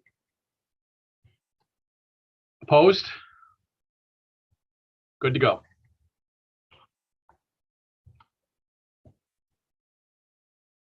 My brain's going to implode. Okay, so the next initiative on page 28 under the Office of Commissioner provides funding for the Ending Hunger in Maine Vista project. It's reference number 94. It's $84,630 in fiscal year 23. The department's Ending Hunger in Maine Vista project provides a critical workforce toward the state objective of ending hunger by 2030. This program attracts $573,632 in additional resources to the state. The requested funds would be used to provide site hosting fees for state agencies, leverage philanthropic and federal funds, and provide necessary training and supplies to the 25-member workforce.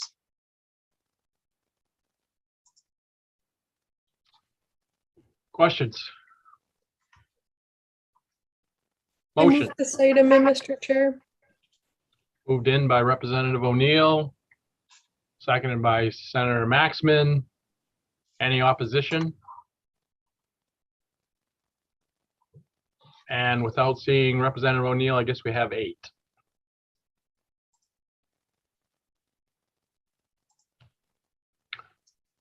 And Okay. Karen? I'm here. Yep. Oh, we just can't see you though. Sorry. Having lunch. Oh, okay. Karen, you want to try just leaving it in the gallery format with your stuff and see if we can see well enough? Might save a little bit of time instead of flip-flopping back and forth. Sure.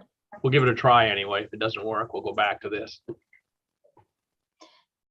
So the next initiative, which starts at the bottom of page 28, reference number 95, under the Office of the Commissioner, provides funding for the increased cost of centralized financial and human resources services provided by DAFs. It's for $45,157 in the current fiscal year and $44,390 in fiscal year 23. At the top of page 29 is the justification. So service centers within DAFs provide centralized accounting, payroll, budgeting, and human resources services to departments and agencies. Service centers are established as an internal service, internal service funds intended to recoup their costs through billings to departments and agencies for services provided. The service centers have experienced increased personal services costs, primarily associated with recent salary increases in collective bargaining agreements, and this has resulted in increases in billing rates to departments and agencies. Questions? Motion. Mr. Chair, I move this item in. In by Rep. O'Neill, seconded by Representative Landry. Opposed? It's good. We're at 9. Yep. Okay. The next initiative on page 29 Reference numbers 96 and 97, establishes one planning and research associate 2 position in the Parks General Operations Program to manage grants and monitor federal land and water conservation fund sites for compliance, and provides funding in the Office of the Commissioner Program for related all other costs. So it's $3,247 in fiscal year 23 and $587 of other special revenue funds in fiscal year 23. This position would assist the director managing grants and monitoring 800 plus land and water conservation fund sites. This federal program requires sites to be monitored at specific intervals after a grant is funded. One staff person is unable to meet these requirements. The National Park Service identified this program as understaffed in a recent program review in June 2019. Amy, you want to say something? I just wanted to point out that you have not voted on this position yet. This is the all other that I spoke about before. This position is referenced on page 41 of the voting document and is voting number 154. I'm sorry, 153. Aaron, should we go to page 41 and vote the position in before we vote the funds in, or? Sure. All right. If you could flip to page 41 and then we'll do it all as one.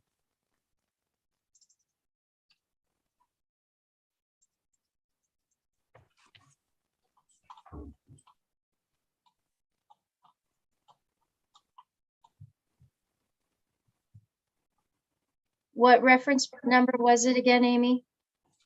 That would be 153, There it right at the is. bottom. Yep. Yeah, so it's at the bottom of page 41 and continues at the top of page 42. So it establishes one planning and research associate 2 position in Parks General Operations Program to manage grants and monitor federal LWCF sites for compliance, and provides funding in the Office of Commissioner Program for all other costs. Reference number 153, and the total is at the top of page 42, $99,022. And basically the justification is the same as the one that I just read earlier. Questions? Motion. Mr. Chair, I move this item in. And moved in by Rep. O'Neill, seconded by Representative Osha. Opposed? It's good. 11 persons. Okay, so should we assume that reference numbers 96 and 97 are also moved in along with that? Yes, that was for all of them, sorry. Okay. Should be 11 persons now. Killing me. Since when? Since the last vote? Yeah. Just this vote, yep. Okay. Go back to 29. Amy, is your hand up from before? Or? Oh, sorry, Amy. That's okay. I just wanted to let you know the next one you're voting on is not been voted on yet. It is another position in Parks, also on page 42. So the number 98 and 99 are the all other that goes with the establishing of the position on page 42, item number 154. Okay.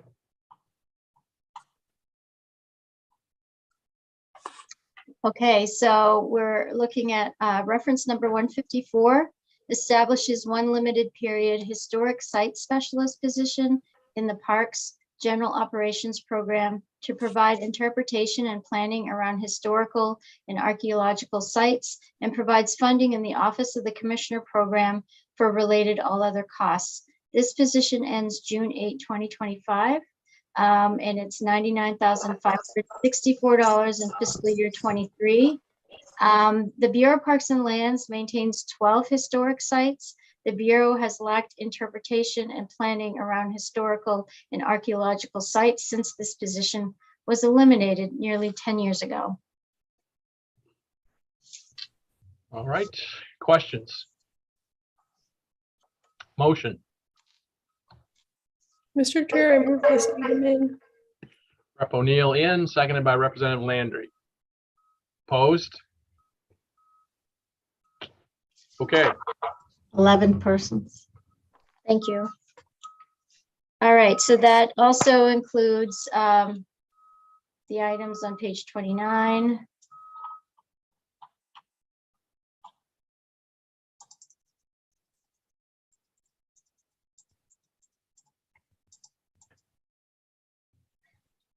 So reference numbers 98 and 99 are also in. correct. Yes, that's my motion. Okay. All right, 29. 30, where are you? Office of the Commissioner on page 30. Reference numbers 100 and 101. Establishes one limited period Forester 2 position in the Land Management and Planning Program to focus on marketing forest products in the Western region and provides funding in the Office of Commissioner Program for related all other costs. This position ends June 8, 2025. It's $3,247 in fiscal year 23 from the general fund, and it's $587 from other special revenue funds in that same fiscal year 23. This position will focus on marketing forest products in the Western region. The lack of a Forester 2 position has significantly reduced the Bureau's ability to identify the most efficient in terms of trucking lucrative markets for its forest products, thereby impacting the Bureau's revenue. Creation of this position would likely generate much more revenue than the cost of the position. The same position exists in the northern and eastern regions and was eliminated from the Western region in the last administration. And this sounds familiar. I think you voted it in yesterday. Voted one similar to it, must have been a different region. No, I think No. it's just sort of a Amy has her corresponding. hand up too. Yeah. Amy, This was voted in by you folks. It's on page 22, reference number 202. So this is so this is just the, all right, that's just, yeah, right. It's just the. this piece is the to go with it. support. Yep. Yep. Sorry. Representative Schofield.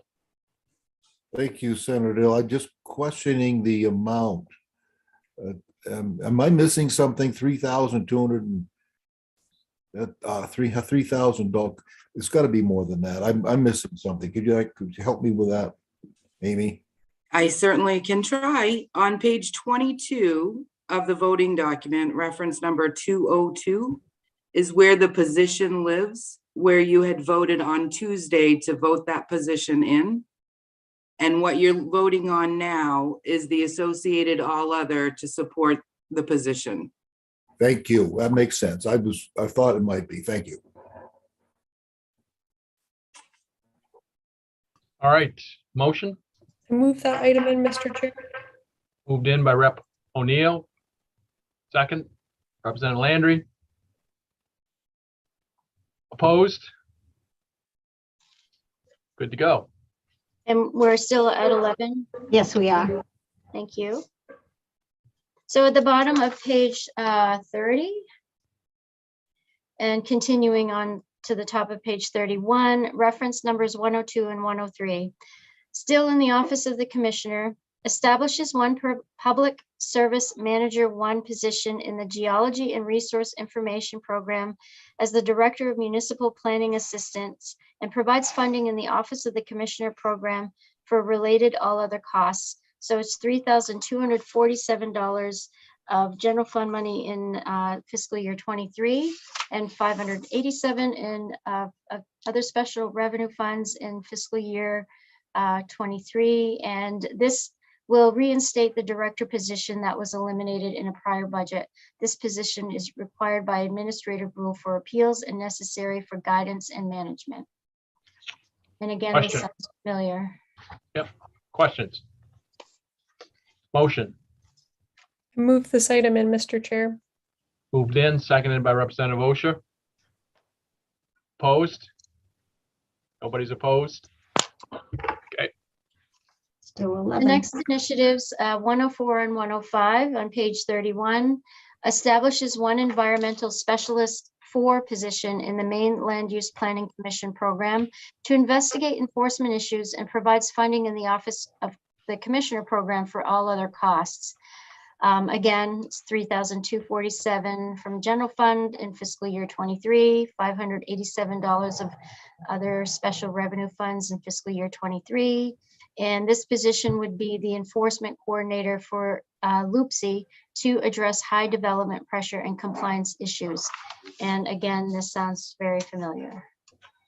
Okay. I move this item in, Mr. Chair. Moved in by Rep. O'Neill, seconded by Representative Osha. Opposed? Good to go. Only 10 on this one.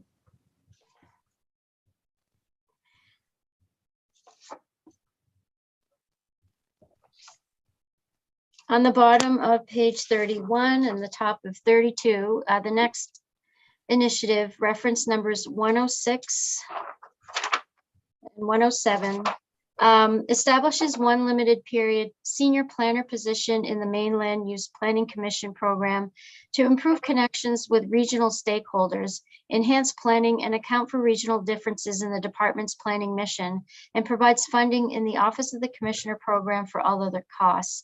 This position ends June 8, 2025. Again, same amounts, $3,247 from general fund and $587 from OSR funds in fiscal year 23. And this position is necessary to keep up with the increasing number of complex subdivisions and development projects. And I believe you already moved this position in yesterday. Yep, just a curiosity question. What is sacred about the date June 8th?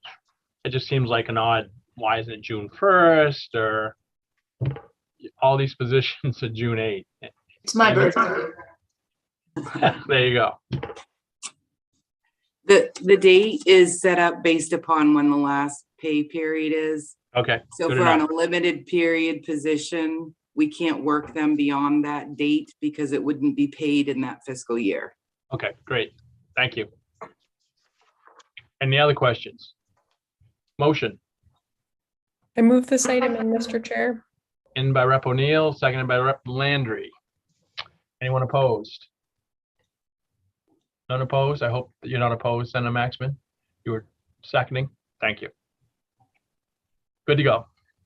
Are we at 10? 9 available. 9, okay. Yeah. Thank you, Cheryl. Oh, now there's 10. Good thing I have an eraser. Ah.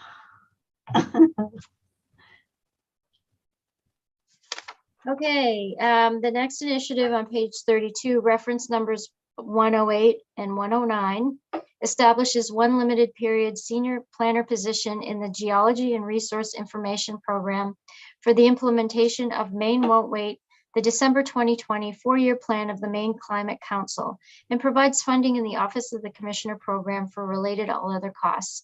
This position ends June 8, 2025. And to implement Maine Won't Wait, this position will focus on actions where the Bureau of Resource Information and Land Use Planning is a critical partner in interagency collaboration, providing capacity to implement legislative directives to revise statutes and rules, coordinate within programs, department divisions, and across state government, and ensure state and federal climate funding reaches local, regional, and state collaborators. Again, I think you already voted this position in yesterday. Questions? Before. Motion. I see a hand up from Representative Underwood. Otherwise, I sorry. want to move the item in. Yep, Representative Underwood. Sorry, I missed you. Yes, I just had a question. What happens if you oppose this? I mean, if it's been voted in out? Well, if you oppose something, you're just recorded as no on this particular item. So. Okay, thank you. Because we will vote again at the end on the whole package, so. Representative O'Neill voted, moved it in. Is there a second? Representative Landry? Opposed? Yes, I am. Opposed, Representative Underwood. 9-1.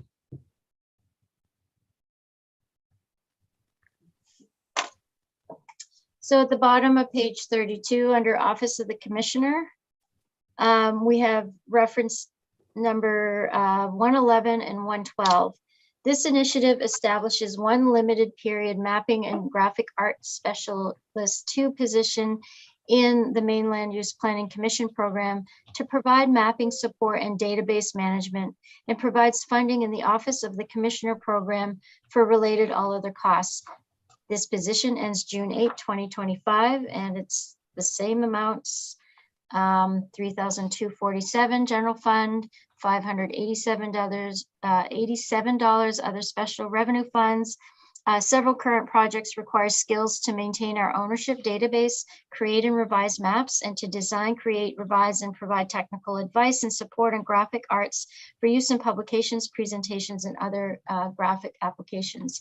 And again, I believe you already moved this in. Questions? I move this item in, Mr. Chair.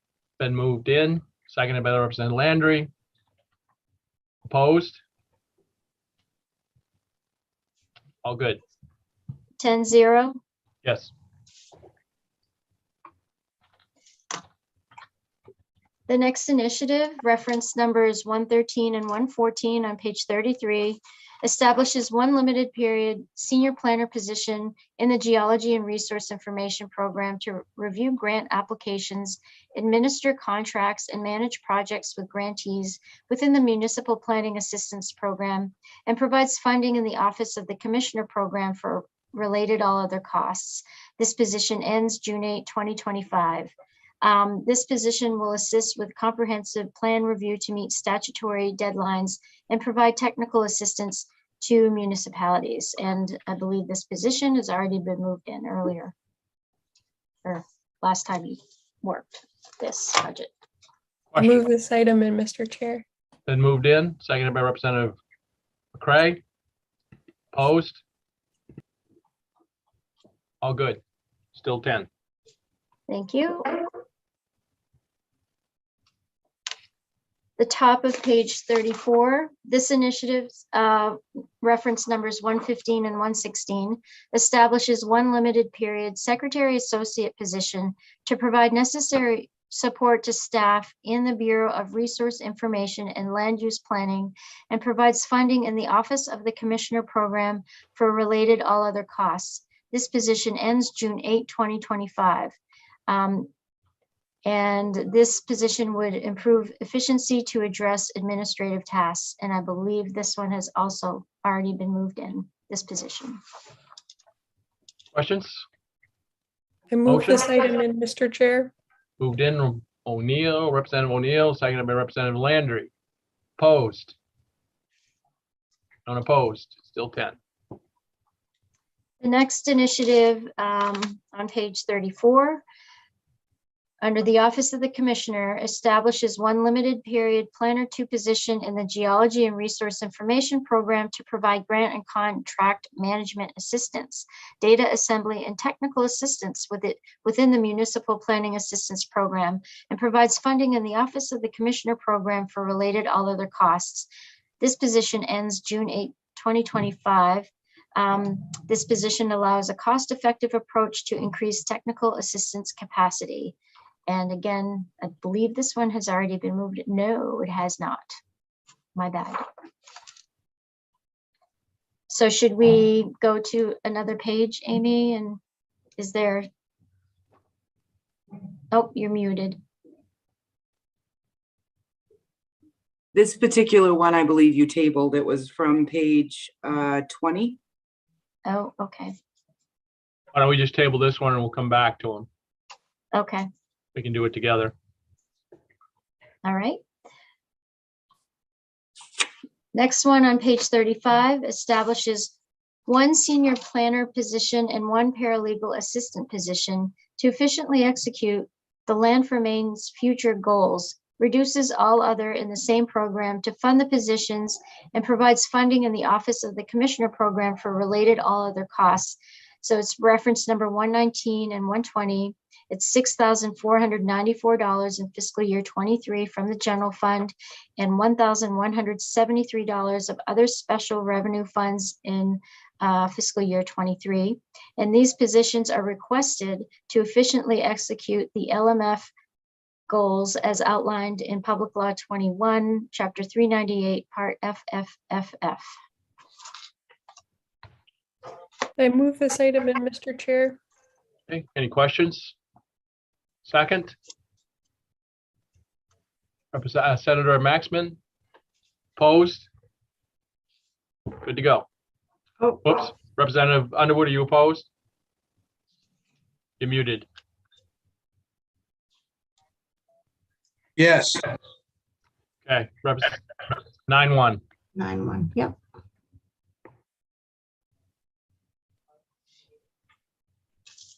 The next initiative on page 35, reference numbers 121 and 122, provides funding to replace mobile and handheld communication net radios.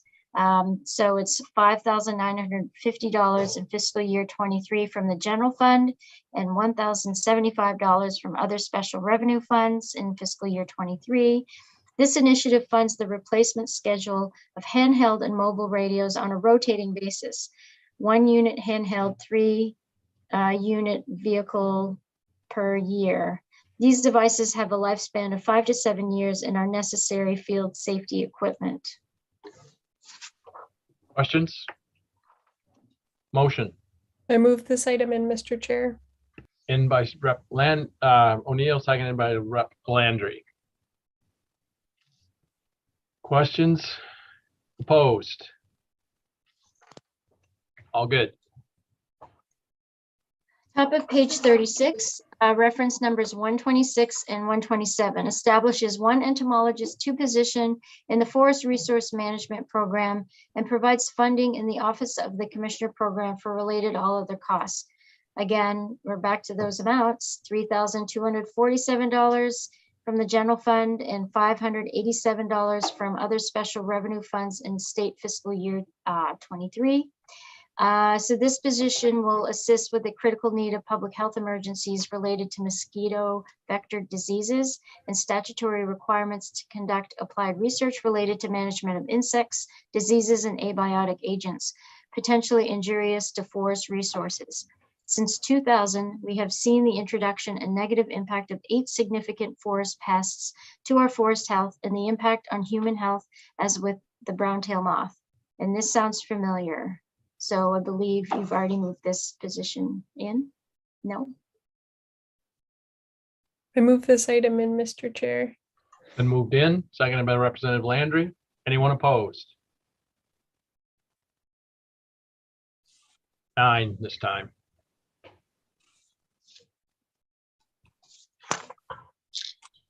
On page 36, reference numbers 128 and 129. 2 senior planner positions and 4 forester 1 positions in the Forest Resource Management Program to provide training and education to landowners on climate-friendly forest management practices and provides funding in the Office of the Commissioner Program for related all other costs. So it's $23,267 from the general fund and $4,205 from other special revenue funds in fiscal year 23. And the justification is on the top of page 37. The Forest Carbon Task Force recommends increasing staff to develop training modules for landowners, loggers, and foresters on climate-friendly forest management practices and to allow for greater outreach to landowners. One of these positions will be dedicated to marketing and utilization to work with loggers, foresters, and landowners. Questions? Motion. I move this item in, Mr. Chair. In by Rep. O'Neill, seconded by Representative Landry. Opposed? Representative Underwood is opposed. 9-1.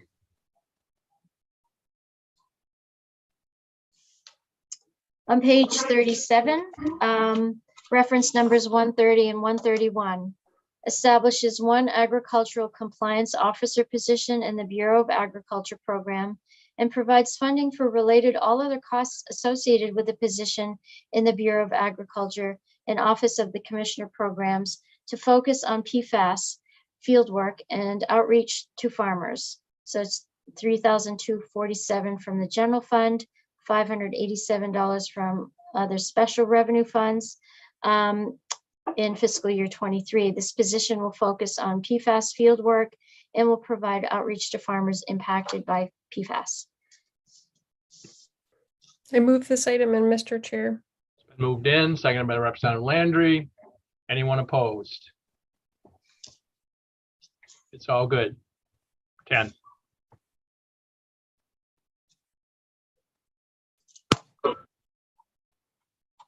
The next initiative establishes one management analyst 2 position in the Bureau of Agriculture program and provides funding for related all other costs associated with the position in the Bureau of Agriculture and Office of the Commissioner programs to assist tracking all financial transactions related to PFAS mitigation efforts. It's reference number 132 and 133. And again, it's $3,247 from the general fund and $587 from OSR funds. So this position will be responsible for PFAS billing, vendor relations, invoice tracking, contracts, requests for proposals, and tracking budgetary spending. Questions? Motion. I move this item in, Mr. Chair. In by Rep. O'Neill, seconded by Representative Landry. Opposed? None opposed. 10-0. Just drop my pencil. Okay, on page 38, this initiative, reference numbers 134 and 135, establishes one state veterinarian position in the Bureau of Agriculture program and provides funding for related all other costs associated with the position in the Bureau of Ag and Office of the Commissioner programs to assist with live animal risk assessment and management on farms impacted by PFAS. So $3,247 from the general fund, $587 from OSR funds. So this position will focus on PFAS assistance specific to livestock producers, including synthesizing data to derive farm response standard operating procedures, assist with organizing depuration research strategies, including live animal testing and coordinating depopulation efforts as necessary. And this sounds familiar from the day before yesterday. Questions? Motion. I move this item in, Mr. Chair. In Rep. O'Neill, seconded by Representative Landry. Opposed? Good to go. 10-0. The next initiative at the bottom of page 38 continues on 39, reference numbers 136 and 137, establishes one agricultural compliance officer position in the Bureau of Agriculture program and provides funding for related all other costs associated with the position in the Bureau of Ag, Office of the Commissioner programs to focus on food safety issues that could arise from farms impacted by PFAS.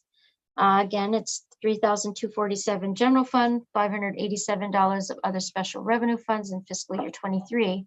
This position will focus on PFAS impacted commodities to provide producers with resources, regulatory oversight, and food safety guidance. It will also coordinate and conduct product sampling. Questions? I move this item in, Mr. Chair. Moved by Rep. O'Neill, seconded by Rep. Landry. Opposed? None opposed. 10-0. The next initiative on page 39 establishes one public service manager 2 position in the Bureau of Agriculture program and provides funding for related all other costs associated with the position in the Bureau of Ag and Office of the Commissioner programs to manage all PFAS related activities. $3,247 of general fund in fiscal year 23, $587 of other special revenue funds in fiscal year 23. This position will be responsible for directing all PFAS activities within the Bureau of Agriculture. Questions? Motion. Move this item in, Mr. Chair. It's been moved in by O'Neill and seconded by Rep. Landry. Opposed? None opposed. Still The 10. next one on the bottom of page 39, reference numbers 140 and 141, establishes one agency GIS technology coordinator position in the Bureau of Agriculture program and provides funding for all other costs associated with the position in the Bureau of Ag and Office of the Commissioner programs to focus on PFAS related data management. So it's 3,247 in general funds in fiscal year 23, 587 of OSR funds in fiscal year 23. This position will focus on PFAS data management within the Bureau of Ag. Questions? I move this item in, Mr. Chair. Moved in Rep. O'Neill, seconded by Rep. Landry. Opposed? None opposed. Still 10.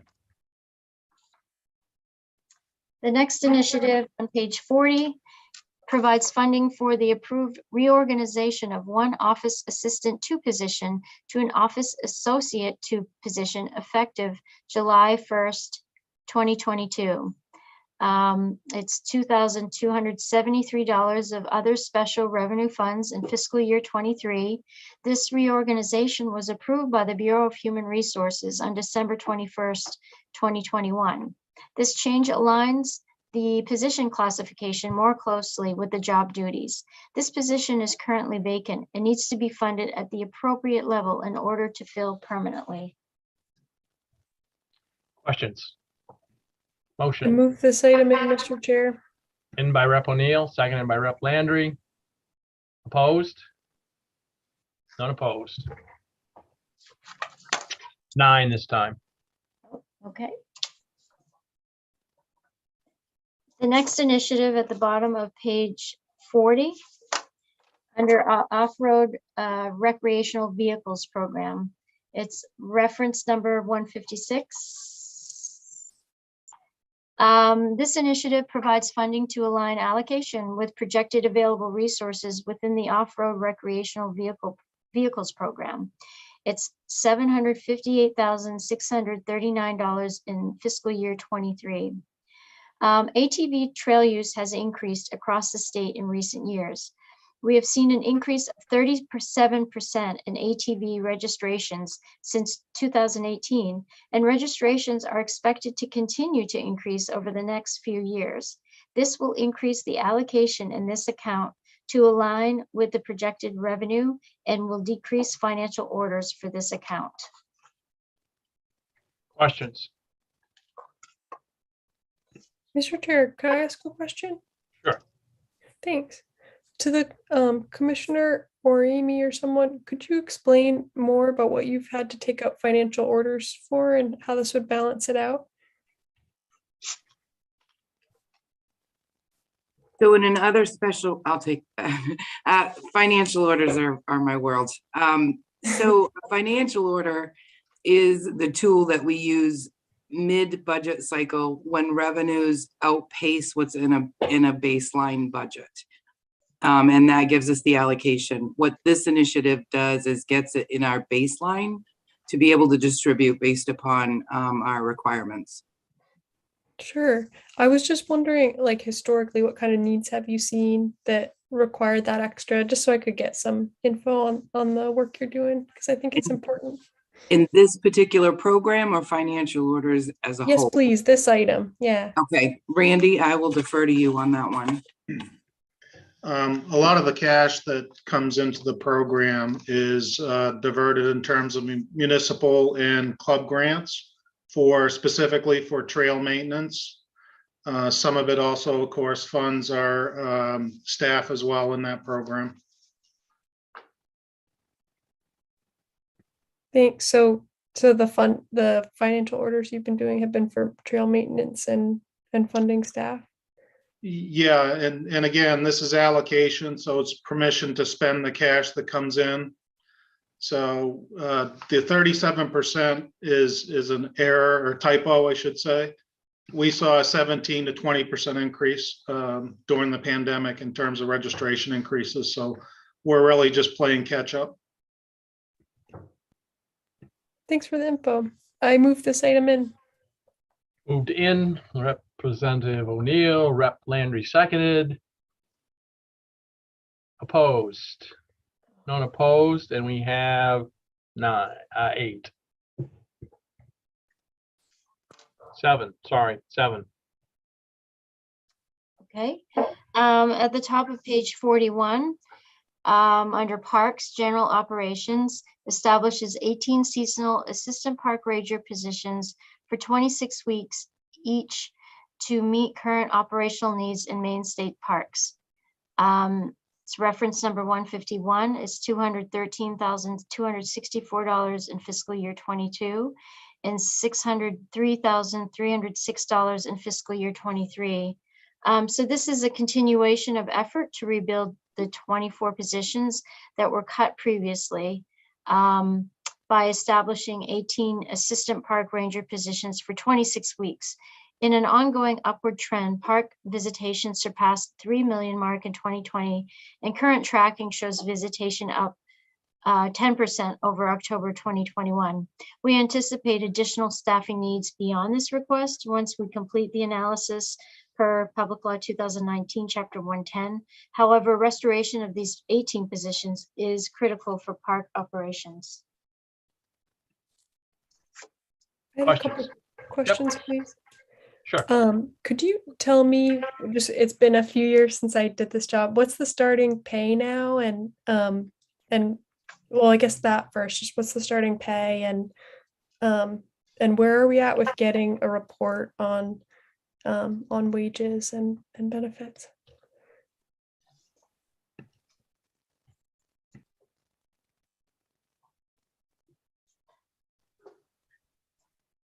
Who wants to answer the question? I was Commissioner. I know just to give some context, Representative Schofield raised it during the public hearing. He had a question about that, and I know when I worked for the parks, I waited tables a lot of nights a week so that I could do it. I love doing it, but it's just the pay is low. So yeah, I was actually going to say I think either Amy or Randy probably have this information, or we can get it for you. And I can't see them just with the configuration of this screen. Amy, do you have that information? I can get it for you. It's out on the web as far as the different positions and the base pay. thank you. Yeah, that's really important to me to have a conversation about not just adding positions, because I'm really in support of that, but also taking care of our staff that we have too. And, So and there is I'm sorry. good. There is a classification study going on right now statewide, looking at all base pay levels, which these are included in as well. So I just wanted to share that as well. I'm not sure where they're at on that, but I know they're knee deep in it. Thanks. And I want to ask Representative Schofield, didn't you request something along the lines of having a report back on these positions and pay? I can't remember exactly what it was you said, but I thought our committee was supposed to get some kind of report on this. Well, we do have a report that we're working on it's in its final stages of being just being finalized. So I'm expecting we're going to have that for you within, a couple of weeks or so. Awesome. Okay. Yes, Representative O'Neill, I did ask for that. Thank you for bringing that up. Thanks. I'd move this item in, and thanks for putting it in. Okay, moved in, Rep. O'Neill, seconded by Senator Maxman. Opposed? None. We have, let's see, looks like 7 again.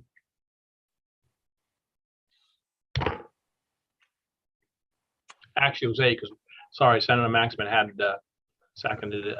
Yes, I had seconded it. Okay, thank you. Yep. The next initiative is reference number 152 on page 41. Provides funding to equip park managers at state parks with smartphones for staff and visitor safety. It's $13,200 in fiscal year 23 of general fund. This initiative would equip park managers with smartphones to give them the ability to map and document park events such as shark sightings, visitor encounters, and asset management, in addition to communicating quickly.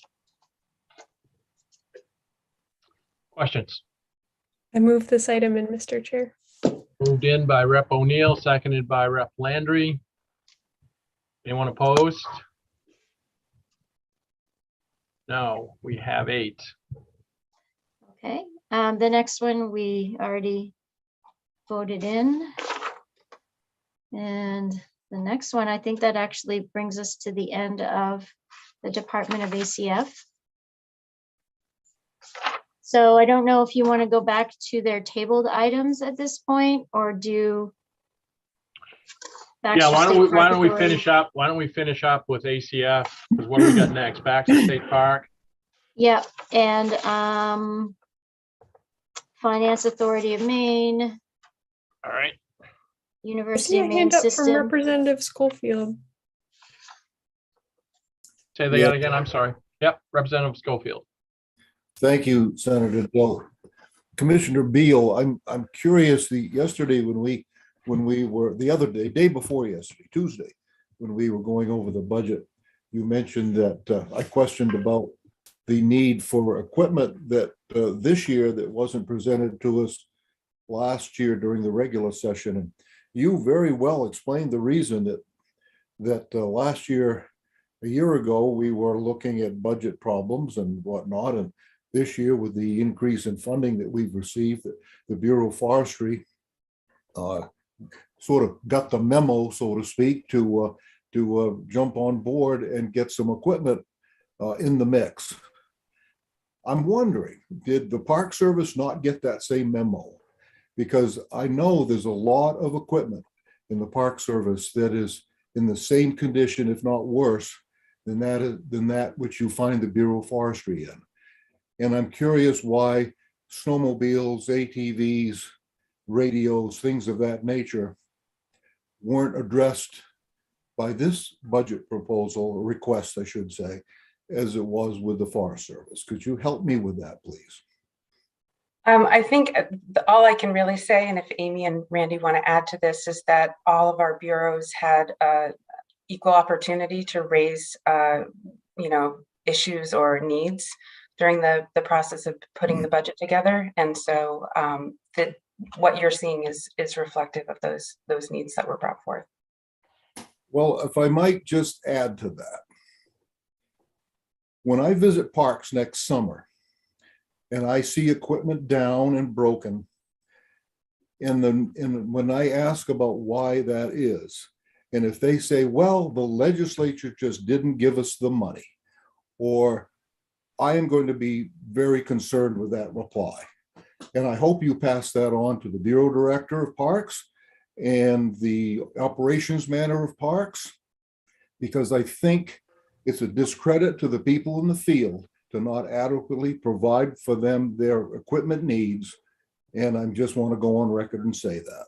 I think it's unfortunate that the Bureau did not follow their sister agency, Forestry, and provide the same initiative to do their homework and provide for the people in the field, the staff in the field, who, as you have pointed out, increase use, increase reliance on state parks. They are working hard and they need to be equipped properly in order to perform their duties and to carry out their mission. Thank you. Representative O'Neill. Thank you, Mr. Chair. I wondered if we could turn that into a request for information to get some information back before we wrap things up. So Representative Schofield, would you pose that in the form of a question of some information that we could get to act on? Yes, Representative O'Neill, I would. I would like to know what pieces of equipment the Bureau has that is, I guess I'd like to know if the Bureau would provide information relative to the equipment needs so that they can put this into the budget. Yep, we would be happy to go back and look at that. I mean, I think I would just say that I think we all felt like we were asking for a number of positions for parks, that we weren't making those kinds of requests for other bureaus. And so I think that's where the focus was trying to get as many of those positions restored as possible.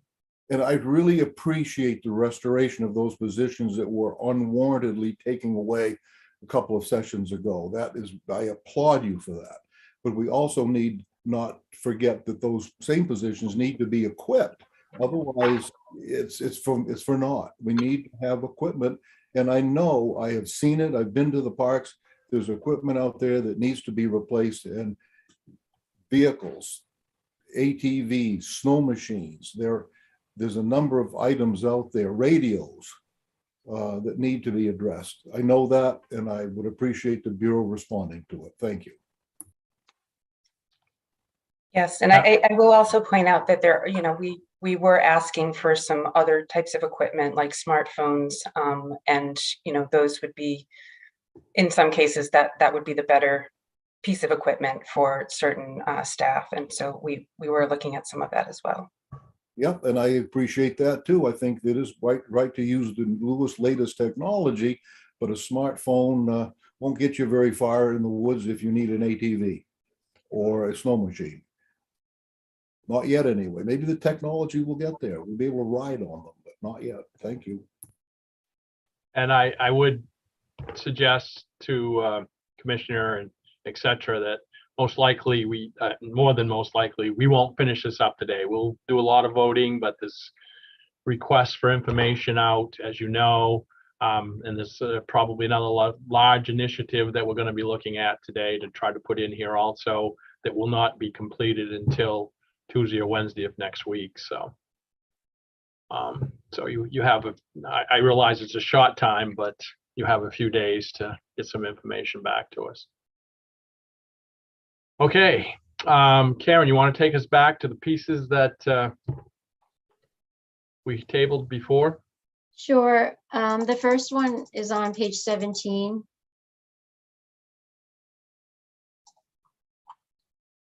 Oh.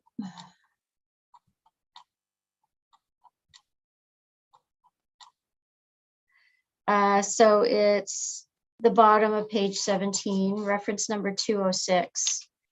Fund to address food insecurity and provide nutrition incentives. Yeah, could you put it up, please? Oh, sorry. I'm not on top of my game today, so. There it is. So it proposes to provide $50,000 of other special revenue funds in fiscal year 23. This initiative provides funding to allow for the receipt of contributions from public and private sources in the fund to address food insecurity and provide nutrition incentives program as authorized by Public Law 21, Chapter 468. So this initiative would establish a matching account in other special revenue funds to allow the department to receive funds from public and private sources. And I think Representative Pluker had questions about this last time too. Yep, and he has his hand up again. So Representative Pluker. Thank you, Mr. Chair. I think I'd asked Amy for kind of a report back on the expenditure of the funds and what had been used and how they've been used and what was remaining.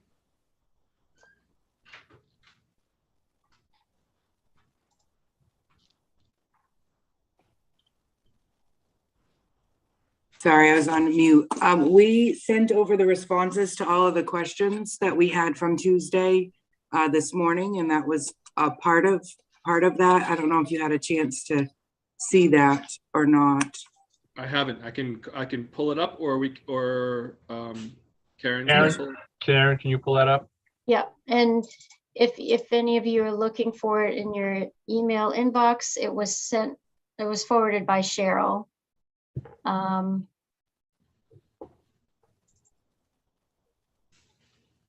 Nope.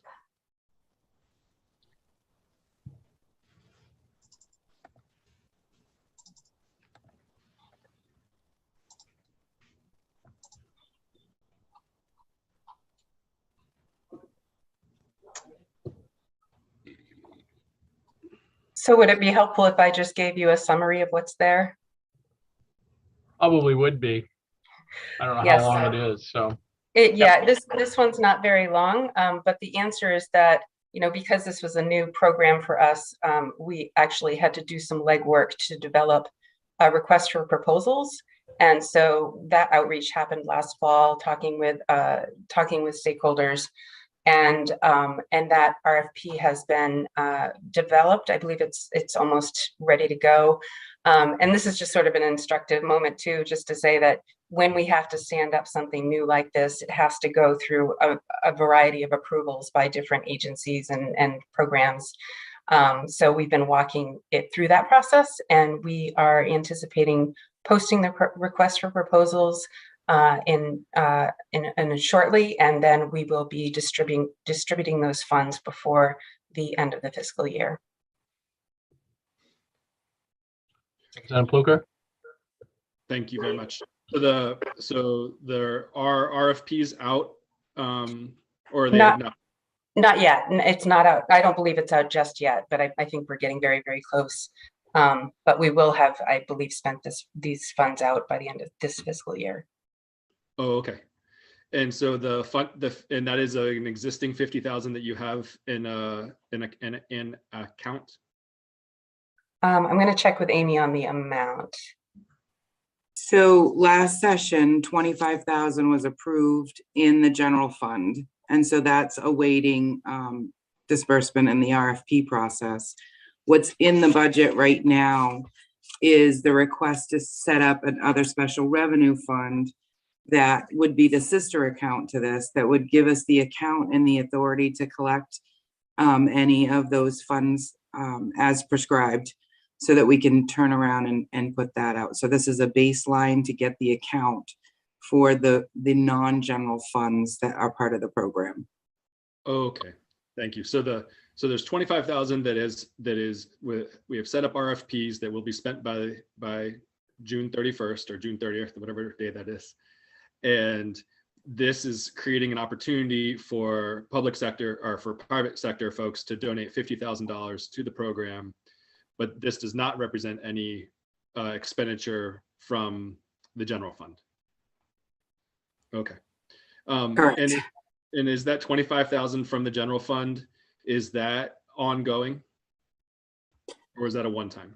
That is a good question. Let me get back to you on that. I feel like it was ongoing, but let me double check that. Okay. And I would just say to the committee, this is an expenditure that came out of a bill that I followed for a couple of years. And so I just want to get the details on it. And I know that food insecurity in the state of Maine is only on the rise.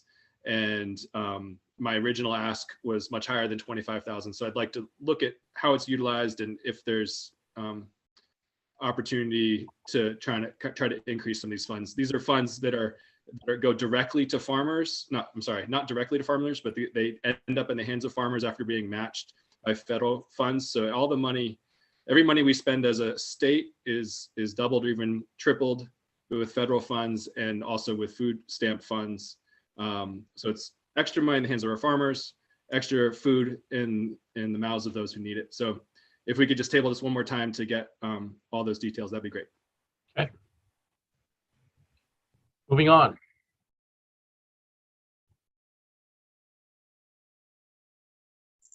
The next tabled initiative is on page 20, reference number 200.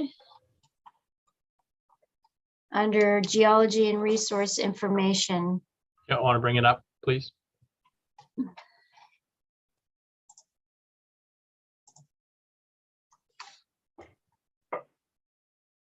And I'm not sure if there was a question that is in the packet that was emailed to us that needed to be answered relative to this initiative. Could somebody say what the what the subject line is on that email? It's from Cheryl. Okay. And it's DACF budget questions responses. It was sent at 10:15 a.m. this morning. I'll resend it if you'd like. No, I see it now. I just couldn't see. Representative Pluker. Thank you, Mr. Chair. I was peering at the email and trying to quickly go through it. It's been a busy day. I'm sorry I haven't had a chance to do all this prep. I think the question was just that one phrase, municipal planning, and how this, and then we got into some of the comprehensive planning and what that means and exactly how this position would help our municipalities. So I guess if that's a question that somebody could answer directly, or I could just read through the email as we go. Amy. Were you going to answer that, Amy?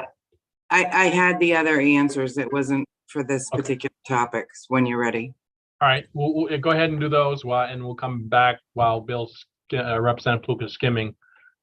Okay, so I pulled the LD. It was LD 691 for the fund to address food insecurity. It noted 25,000 in one-time funding. So that's the answer on that one.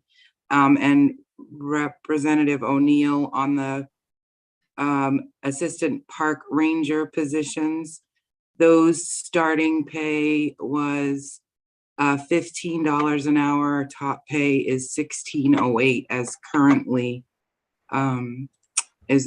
there. So those are the two questions. Thanks for that. Mr. Chair, may I ask a question about the document? Sure. Thanks. I'm wondering if somebody could go through the answer on the comp planning. I was curious about that process. Like, do all municipalities send their comp plan for review? Is it only rural ones? If somebody could just talk that through. I was just curious.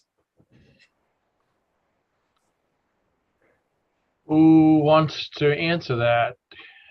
Commissioner, Deputy Commissioner?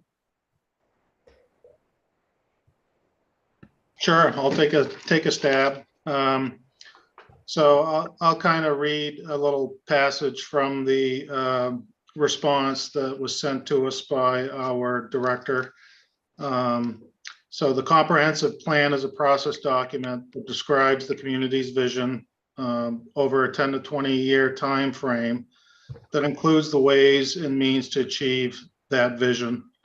So it looks at past and current trends, looks at future projections for the social, economic, and land use, looks at demographics and housing, looks at natural resources, including habitat, water, working lands, and of course, the increasing topic of climate change.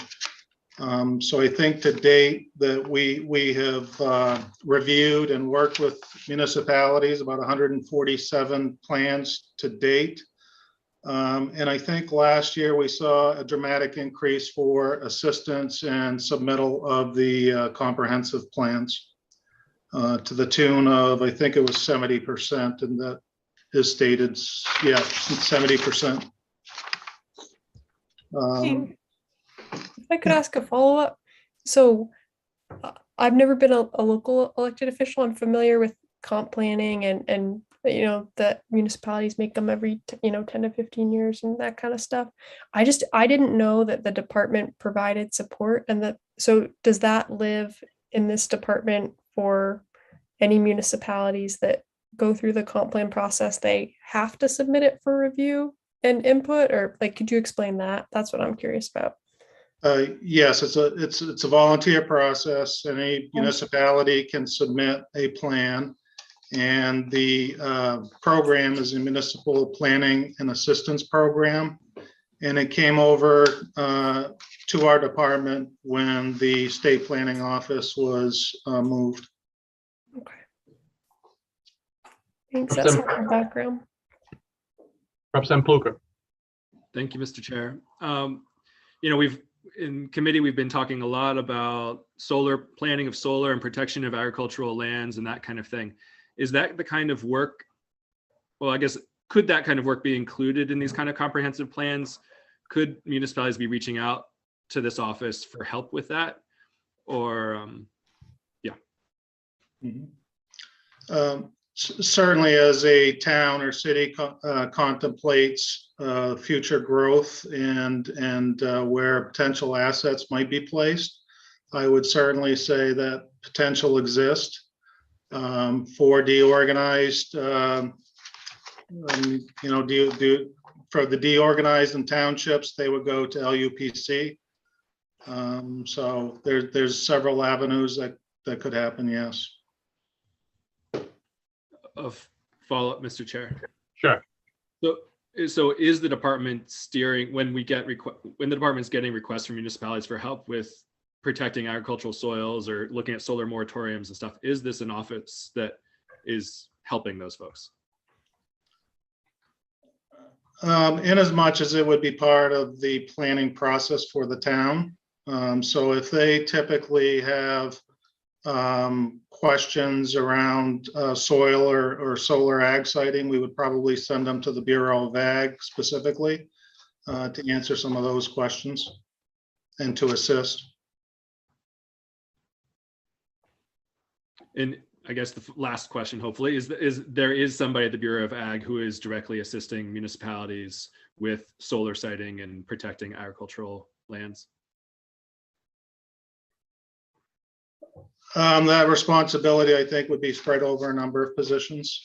So no one individual that I'm aware of. Okay, thank you. Representative O'Neill.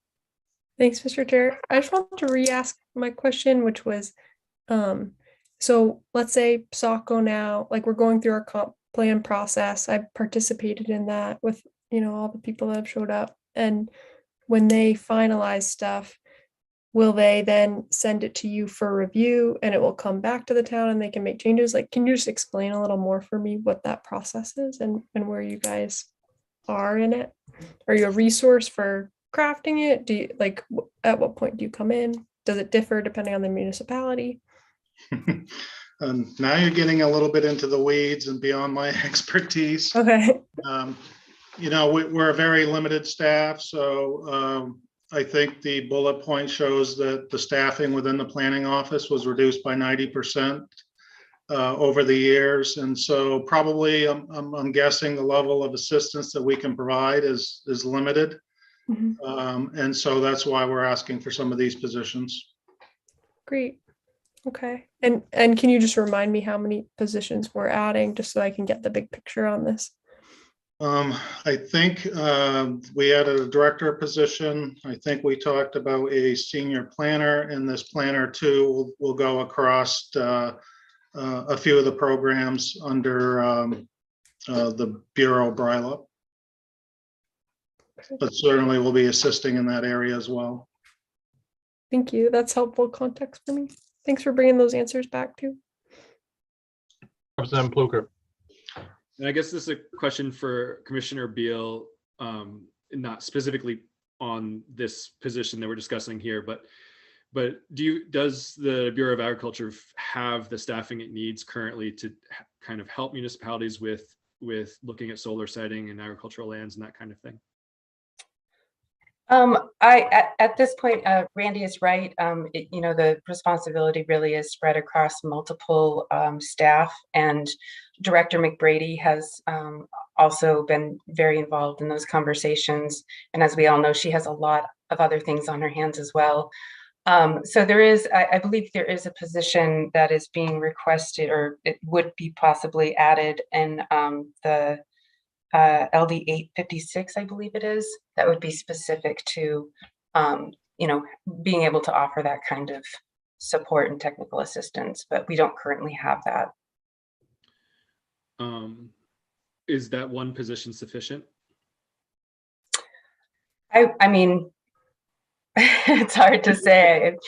Things are really evolving in this space, so I think that that would be a good start. Great, thank you. And I'm to the committee or to Senator Dill, I'm forgetting the kind of process for adding, what's the word I'm looking for, but adding line items, adding references number, adding, starts with if you want to add like to this, you can suggest that, and then the committee would vote saying And I don't, Karen, would you bring this up in front of us again? I think there's one position there. If you were saying, oh, it should be two, or whatever the case may be, yes, it's, and it's a limited period. So you could go several ways. You could say, oops, you think we need two, so you want to double that amount. Or you may say that you don't want it to be limited, and we can put that in the budget. There are things like that we can do, and then it's voted just like it is on anything else, in or out. I think specifically, I would like to add a position like the one that's described in A56 to the budget, but that's not specifically having to do with this particular position here. But I guess we can do that for conversation on Tuesday, perhaps. Right, and think about where you think that should go, under what section, because right now, yes, we're in geology and resource information. Maybe that's under the commissioner's office. It might be in agriculture, could go wherever. Great, thank you. Yeah.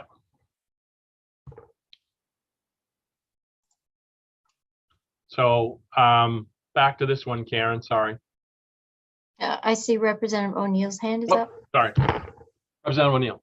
Thank you, Mr. Chair. So something I just wanted to flag on Mike is that I would request, Commissioner and Deputy Commissioner, that you reach out to folks in the planning office, or the, whatever the top of it is, and just see if this is sufficient and fits in with the mission and what folks are working on. And I'd like to circle back on that if it's an office that was gutted earlier. So is this on the position that we're talking about right now, Representative O'Neill? It is on the position we were talking about right now, but the context they were talking about was that the office had been moved and reduced substantially, and I just would like some more info and follow up on what the need is, what folks need provided, or what could be provided for planning support. And would you bring up the initiative we were just talking about, please?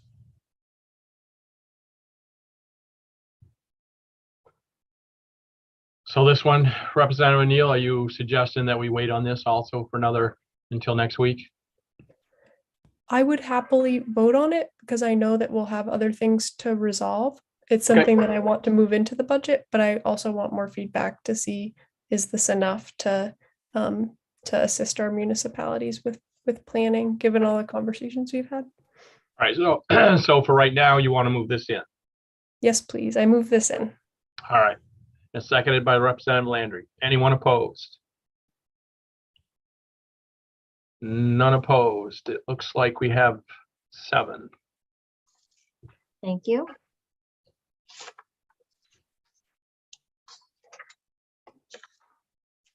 The next one is on page 25.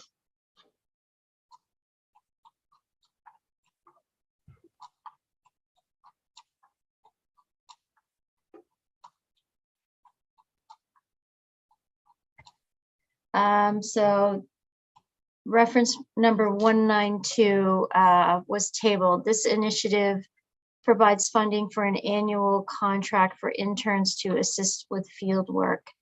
$8,000 in fiscal year 23. And I believe it was Representative O'Neill who had questions about how much do interns get paid, et cetera. So I don't know if that's in the email response. It is, yes. And do you know right off the top of your head, Commissioner, Yes. what that is? Yep, it says here, when contracting for intern services, the intern receives $15 per hour.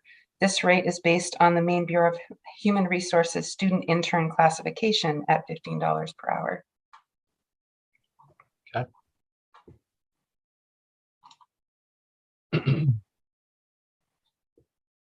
Representative O'Neill, does that answer your question?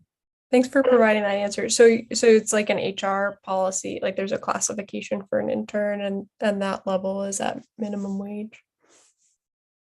Yeah, I'll ask Randy if he wants to add any flavor to that answer. So the short answer is yes, the classification is student intern, There's also another avenue through the Margaret Chase Smith Policy Institute, and they're also providing a $15 base rate.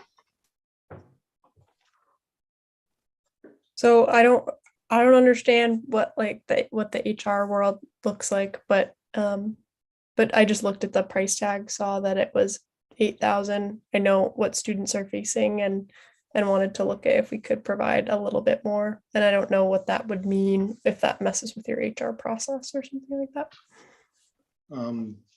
Yeah, I think that would be, Amy mentioned that there's a classification study taking place with through BHR.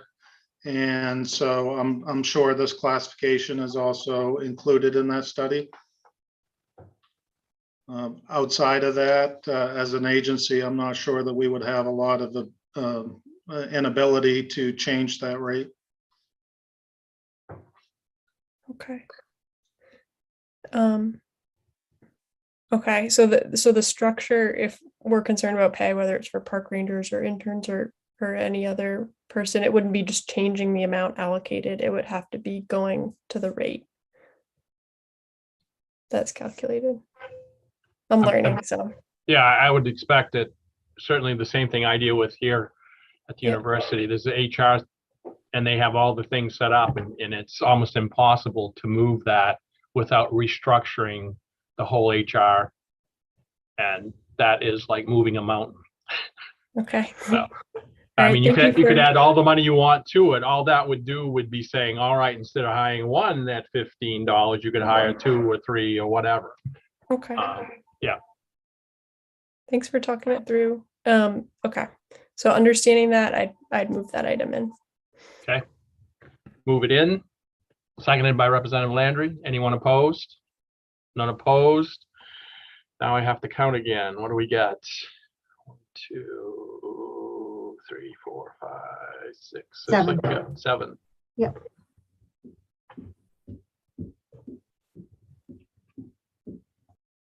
Okay, the next one. It's been tabled.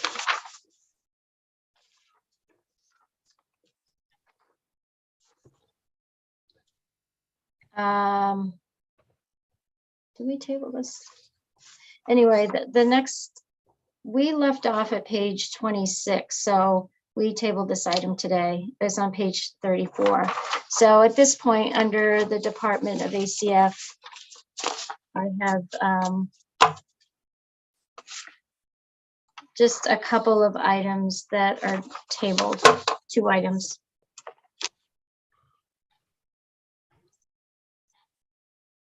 So we could continue on to Baxter State Park and revisit those when. I thought though that we tabled something today that yes. There was a position that we had to come back to. We had tabled it so that there was 2 pieces to it. And I see Amy shaking her head. So there must be something else that we haven't completed. Yeah, it's on, I believe it's on page 34, reference number 117 and 18. You see Amy nodding her head. But that referred to something else, a position.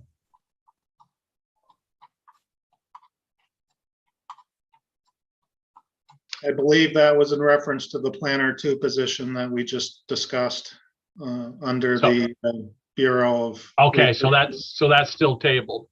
So then this needs to stay tabled. Is that what you were saying too, Karen? It was on page 20. Oh, on page 20. Right. The position associated with page 34, 2 items is the Planner 2 as he referenced on page 20. Which is the one that we still have tabled. So we need to keep this tabled too until we do the planner. Okay. Well, I recorded something incorrectly because I thought page 20 was voted in 7-0, but. It was, yes. Okay, so it's not just my imagination. All right, so if it was voted in, then we can vote this part of it in too. Gosh, that was the one that Representative O'Neill just, I think, said. Okay. That was the $89,000 position. So we can vote this one in. Okay. Oh, can I have a motion? I move it in, Mr. Chair. Is there a second? Seconded by Representative Landry. Anyone opposed? And now we are back to 8 or 9, I guess 9. Randy, Yes, I think Karen had mentioned perhaps moving on to Baxter, which I'm not sure we're prepared to discuss, but we do have some language pieces. okay, So I don't know if you want to move on to those. yep. We'll go ahead and do the land. And before we do, though, we've got a couple initiatives because, let's see, Representative Pluker, this initiative you may want to add. Representative O'Neill, I think you said there was some that you wanted to add. We've also talked about the PFAS, 100 million, putting it in here so it doesn't get lost as part of the budget. And I guess my question would be to the commissioner, is their thoughts on placing $100 million in the budget, just kind of sort of as a placeholder so that we can, after we have the hearing on the bill next week, we may have more information to, kind of form this better. Yes, I would say, I mean, as you'll recall from our briefing that we did with the committee, this is a high priority for us, and we are greatly concerned about these farmers and wanting to do everything we can to support them. And I can say that both I and the governor, the department and the governor are supportive of the intent of this initiative. And I think our focus I know there's a lot more conversation to be had, but we would really want to be focused on the mechanisms of how this would work and making sure that however it is designed, it has the flexibility and also the oversight built into it that would make something like this successful. It is a complex proposal from the report out I've seen from the committee. And I think we just want to make sure that however it's designed, it works for farmers. It works in terms of implementation as, wherever it ends up living. And it has the necessary knowledge, capacity, expertise attached to it, which we don't currently have in the department right now, but that would need to be built into whatever this looks like. And of course, as I said before, appropriate oversight, because whenever we spend taxpayer dollars, public dollars, we have to have a very rigorous framework in order to do that. So we're happy to be helpful in any way that we can in trying to figure that out. Good, thanks. I think the framework truly is just starting. We kind of put lots of things together, and I'm hoping when we have the public hearing on the bill that we'll be getting some input that will help, formulate that better. I know Bill and I had discussed it, and these were just kind of some brainstorming things. So we'll leave that portion to next week also. Representative Pluker. Thank you, Mr. Chair. Yeah, I agree very much so on creating this framework and making sure that we're really achieving what we want with it. Commissioner Beal, would it be helpful? I know it would be helpful for me to meet with someone in the department to kind of try to put together a framework that would work best for the department. The department could really feel like they were working well with. So I guess this is a request to meet, kind of to put together some language that we could put into the bill that would work for all of us. Who should I talk to, or who would yes.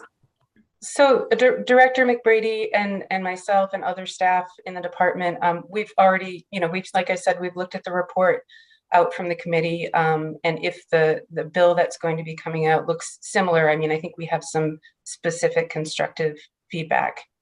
Okay. That we can pull together. That'd be great.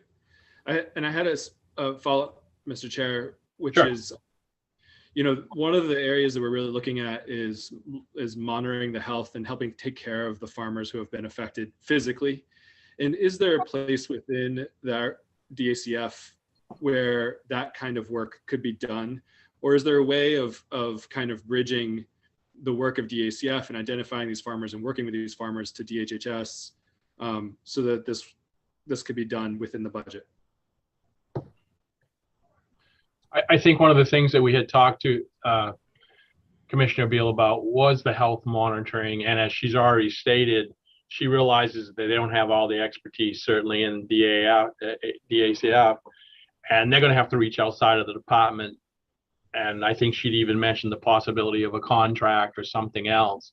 So either they're going to have to hire some people that will have to put into that as part of the budget, or as just said, they can reach out to other departments and get the expertise that they need. So Okay, agencies. great. So it's not lost, is what I'm saying, Representative Pluker. Okay, It's one of those pieces I think that's being discussed.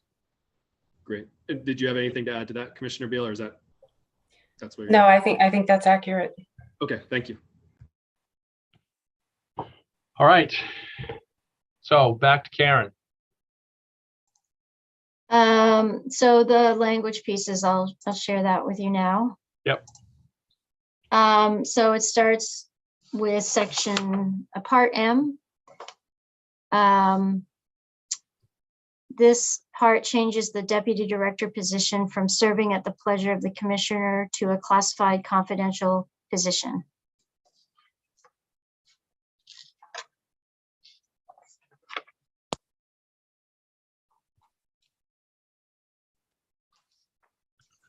All right. Anyone have any questions? Have a motion to move that in? I'll move that in.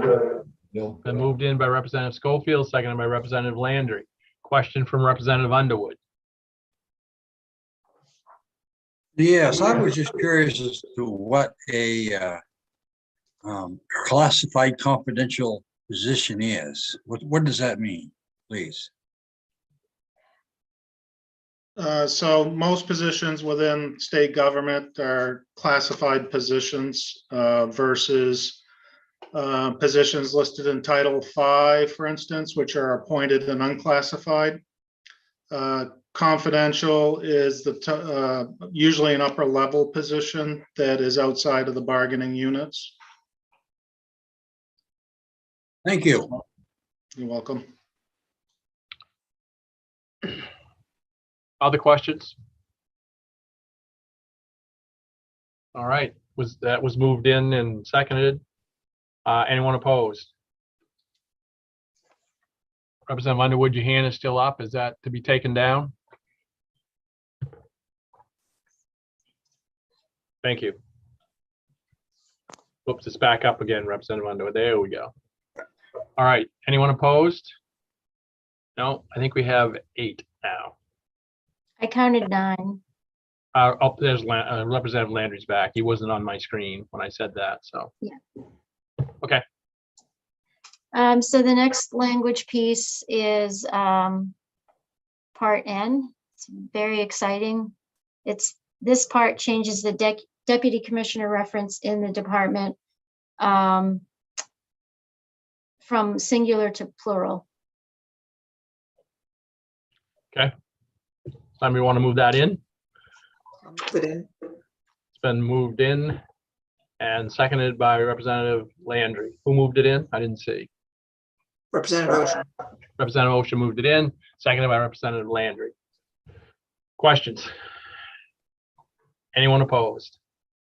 Question. Representative Schofield. Question, thank you. Is it anticipated that in the short term, there is a need for plural deputy directors? That's my question. Deputy commissioners.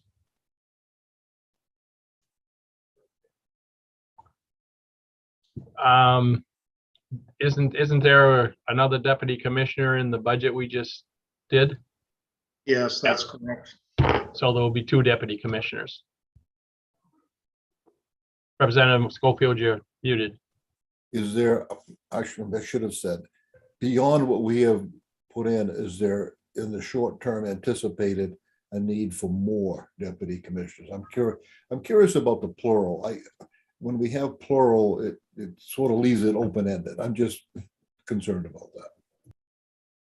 No, I mean, it really is just to align the language. If we go from 1 deputy commissioner to 2, then it would become plural. Okay, thank you. Okay, And move this item in, Mr. Chair. moved in, seconded by Or Osher. Representative Osher. Anyone opposed? Nope, I think we have 8 again. All right, The next language piece is part O. This part requires the transfer of 1.5 million in fiscal year ending 22 from the unappropriated surplus of the general fund to the Department of ACF Community-Based Greenhouse Bureau, the Community-Based Greenhouse Bureau of Agriculture, other special revenue funds account. The transfer provides funds for the department to make grants for community-based greenhouses to schools, community centers, and other eligible public entities for shared and educational uses, and to enhance community-based opportunities for food production. I move this item in, Mr. Chair. been moved in, seconded by Representative O'Neill, seconded by Representative Landry. Anyone opposed? None opposed. 9 persons. Thank 9. you, Cheryl. Yeah, 9. And then the final language part, P. This part requires the transfer of 3 million on or before June 30, 2022 from the unappropriated surplus of the general fund to the Department of ACF and Forestry PFAS Reserve Bureau of Agriculture, other special revenue funds account to assist farmers and agricultural producers in the state that have been affected by PFAS contamination, to support critical PFAS research, and to otherwise allow the department to strategically and effectively respond to PFAS concerns and issues. Representative Pluker. So I know we did the other part of this on Tuesday, and it seems really clear this number is going to go up. So I wanted to just talk about process. Is it best to go ahead and vote this in now, or to hold it off till Tuesday, because this number in my mind is undoubtedly going to increase? My suggestion would be that we voted in now, and I would refer to Karen, but I think if we voted in now, we can turn around and can we go back and change it if we need to, Karen? Or do we just leave it for now and wait? It may be better to table it so it's flagged for me, and I'm sure people won't forget. But that way we know it's kind of unfinished and it needs to be addressed. So Yep, that's a good way to do it. So it's just tabled. Thank you. So I think Hold on a second, now we're Commissioner. done with the Department of ACF. Commissioner, did you have something you wanted to say? Yes, Yeah. I did want to just point out that the funds that we're asking for, this $3 million, is, for ongoing testing for the income loss program that we're working on setting up, and a number of other sort of tangible costs like that. And just the report back that I saw, the language that I saw did not include those kinds of activities in the funds that were being discussed. So it may be that it might make sense to have different buckets rather than to complicate things, but we can certainly talk more about that. I just wanted to flag that this is for activities that aren't necessarily reflected in that report back. And that's also a good point, but I gotta figure that if we did put whatever that figure is into it, it's probably gonna be, I don't know if it will be the same part, P, or if there will be another language where it would go. So I think we'll just table it for now as we did, and as that way we won't forget about it since it's tabled. But I hear what you're saying. You might not want to combine the two. Anything else, Karen? What else do we have on they weren't ready for Baxter State Park. What else do we have? Well, they wouldn't respond to Baxter State Park Authority questions anyway. I forget, believe his name was Bert Bilodeau. Someone did contact me and asked if someone needed to be present at the work sessions. I said no, but if there are questions for Baxter State Park, I know we've we've gone through their budget items before with no one being present because they're really kind of self-contained, independent. Yeah, I think what I would suggest is that we go through them because we're going to have an awful busy day on Tuesday. And if we have questions, we'll just table it and come back to it. Yep. And ask somebody to be here. So. Yep. All right. So now we're on to. So it starts on page 43. Okay.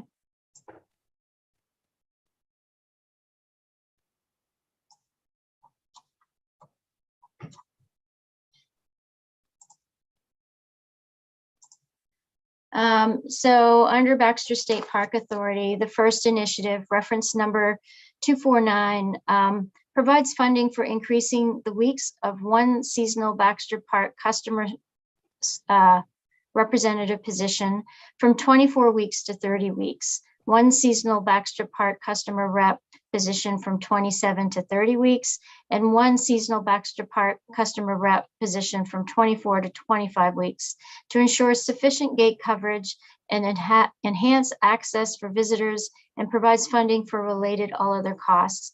It's $10,685 of other special revenue funds. Of course, this initiative will increase the authorized hours of 3 positions by a combined 10 weeks to ensure coverage for the month of November for the south gate of the park, thereby enhancing the predictability of access for visitors during the shoulder season. Okay. Move this item in, Mr. Chair. Move it in by Representative O'Neill. Is there a second? Representative Landry.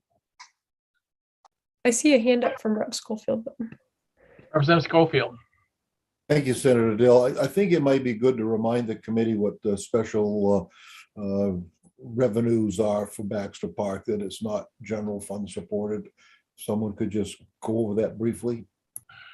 I don't know if there's anyone here that can answer that. Remember, we don't have anybody here from Baxter State Park, so.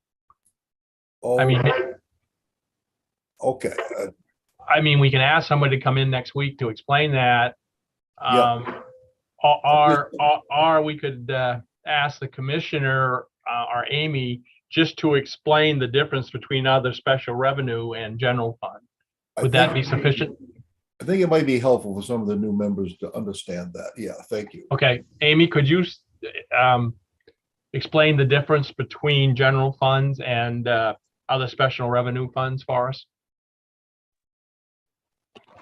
I can try. I don't understand Baxter's funding stream, but I can tell you I don't think it's specific to Baxter State Park is what Representative Schofield was asking. Just the difference between general fund and special revenues.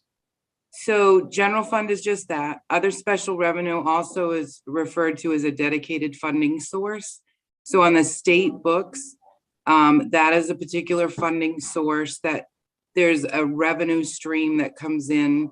Generally, it's not general fund transfer, but I don't know Baxter, so I don't know that. But it's funding that is of a particular purpose. For example, if you're collecting license fees or you're collecting fees at a gate and those type of things. And if you're allowed or statutorily required, it will go into another special revenue fund, which the cash sits there until you spend it based upon a budget that's passed by you folks with the permission or allocation to do so, whether it be via position or all other or capital, however it is written in a budget. So that's a Reader's Digest version of another special revenue account. Thank you. Representative Schofield, is that a sufficient answer, or do you want somebody specifically from Baxter Park here next week? Well, I think that does it. It just basically lets you know that Baxter State Park is essentially self-funded. That's all. Right. Okay. All right, so it's been moved in. Is anyone opposed? No one is opposed. So we'll be back to 9 again? I think so. All right, next. So continuing on page 43. Reference number 250 provides funding for increasing the weeks of 2 seasonal Baxter Park customer service representative positions from 23 to 24 weeks to ensure full season coverage as the visitor center at the visitor center, and provides funding for related all other costs. It's $2,007 in fiscal year 23. And it's other special revenue, of course, due to position and training shifts. The position set at the park's visitor center with some 20,000 visitors per year have been set to end prior to one of our busier weekends, Indigenous Peoples Weekend. Failure to allocate funds would further contribute to poor information services for late season visitors when the light and the temperatures are receding. Motion, I move this item in, Mr. Chair. been moved in and seconded by Representative Pluker. Anyone opposed? None opposed. We still at 9? Yes. At the bottom of page 43, reference number 251 provides funding for increasing the weeks of 1 seasonal Baxter Park Campground Ranger position from 24 to 26 weeks to account for expanded spring training, and provides funding for related all other costs. The amount is $2,676 in the current fiscal year, and it's $2,800 in fiscal year 23. And as always, it's going to be an OSR fund. Move this item in. Moved in by Rep. O'Neill, seconded by Senator Maxman. Anyone opposed? No, looks like we lost somebody. 8 persons. We have 8 now. Yep. The next initiative. 9. Yep. What? 9 now? 9. Yep. Representative Hall is back. Okay. The next initiative on page 44, reference number 252, provides funding for increasing the weeks of 1 seasonal Baxter Park customer representative position from 12 to 14 weeks, and 1 seasonal Baxter Park customer rep position from 15 to 17 weeks to account for expanded spring training, and provides funding for related all other costs. So it's $4,220 in the current fiscal year, $4,356 in fiscal year 23. Baxter State Park has become more intentional about the roles and responsibilities of our positions, and in doing so, we are relying more heavily on a period of training in common in the spring of each year. While most other seasonal schedules have accommodated this expansion of training, these are the last positions that have not. Failure to provide funding will result in insufficient training to prepare staff for proper public safety and information activities. Motion, I move this item, Mr. Chair. move it in, seconded by Representative Osher. Anyone opposed? Nope. Guess we still have 9. Okay. At the bottom of page 44, reference number 253, this initiative establishes 1 seasonal Baxter Park Campground Ranger position for 26 weeks to add search and rescue and natural resource interpretation capacity on Katahdin, and provides funding for related all other costs. So it's $11,825 in the current fiscal year, and $36,304 in fiscal year 23. The justification on the top of page 45 says the pandemic has driven up interest in outdoor recreation, and Maine's iconic tallest point in Katahdin is no exception. Most years, about 80% of the park's rescue response is focused on the large and remote Katahdin Massif. This position would allow for more frequent mountain patrols by Chimney Pond-based campground rangers, not only to provide faster communications and initial medical treatment for injured hikers, but also for enhanced education around natural resource protection of some of the most sensitive areas in the park. Prior to the pandemic, the park employed 2 summit stewards each summer to achieve these objectives, but given the increased recreational pressure, especially from inexperienced hikers driven outdoors by the pandemic, it is more appropriate to provide fully trained staff to assist in these critical rescues. Motion Move this item in. moved in by Rep. O'Neill, seconded by Representative Landry. Anyone opposed? Nope. Still 9. The next initiative on page 45 continues and makes permanent one management analyst 2 position previously continued by financial order and provides funding for related all other costs. It's $107,137 in fiscal year 23. The park requires administrative capacity in finance and information technology in order to protect our fiscal and data resources and enhance our ability to serve the people of Maine. There is no sign that this need will abate. Failing to supply capacity in this realm will potentially leave the park vulnerable and will certainly carry a high opportunity cost for leadership level positions that should be focused on other aspects of park management. Financial order was signed for a Public Service Coordinator 1 position, but Bureau of Human Resources approved it for a Management Analyst 2 position. Move this item in, Mr. Chair. Moved in, seconded by Representative Landry. Anyone opposed? No. I think we still have 9. The next initiative on the bottom of page 45 establishes one parks maintenance coordinator position for 31 weeks to support the park's efforts to address deferred maintenance on park infrastructure, including those areas that affect public safety and the protection of natural resources, and provides funding for related all other costs. It's reference number 255.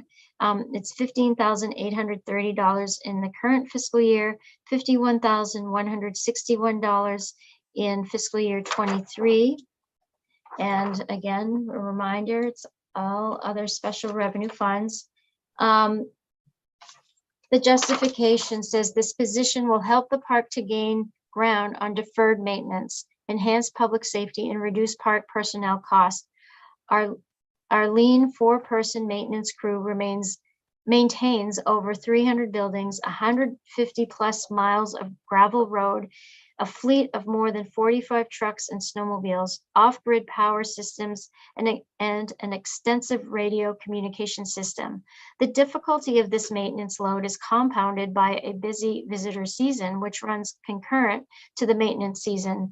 All of our current maintenance staff are in danger of losing accumulated vacation time, and our overtime premium payout for maintenance alone exceeds $20,000 per year, not including some 2,000 volunteer hours annually spent in maintenance pursuits as well.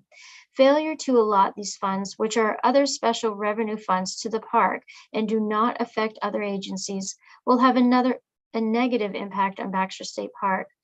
Their ability to properly maintain this considerable infrastructure and lead to further deferred maintenance over time, potentially having a negative effect not only on the visitor experience, but also on public safety, staff retention, and the natural resources the park is mandated to protect.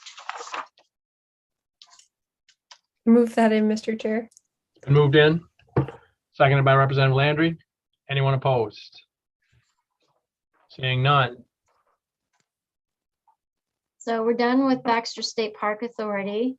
On page 47, Section A15 is the Finance Authority of Maine. So this is the Dairy Improvement Fund. This initiative allocates funds to reflect increased revenue projections per the December 2021 report of the Revenue Forecasting Committee. So it's $168,689 in the current fiscal year and -$7 in fiscal year 23. So this initiative increases the allocation to align with higher revenues projected by the Revenue Forecasting Committee. These revenues represent a % of the state share of the net slot machine income, which is in Title 10, Section 1023P. Motion? I move this item in, Mr. Chair. Seconded by Representative Osher. Anyone opposed? Seeing none, good to go. Still 9, I think. And the last one we have is University Main System Board of Trustees. Section A36, reference number 1015. This initiative provides ongoing funding for additional operational costs associated with arthropod management research, education and outreach within the University of Maine Cooperative Extension Diagnostic and Research Lab. It's $500,000 in fiscal year 23. The justification reads additional investment in arthropod management research, education and outreach within UMaine Cooperative Extension Diagnostic and Research Lab will support increased demand for services, including tick identification and disease testing, as the range of pests expands statewide and has increasing impacts on public and environmental health. This funding will offset the loss of special revenue expected by the repeal of the 15-cent pesticide container fee established in Public Law 2019, Chapter 548, that supports critical lab activities. Motion? I move this item in, Mr. Chair.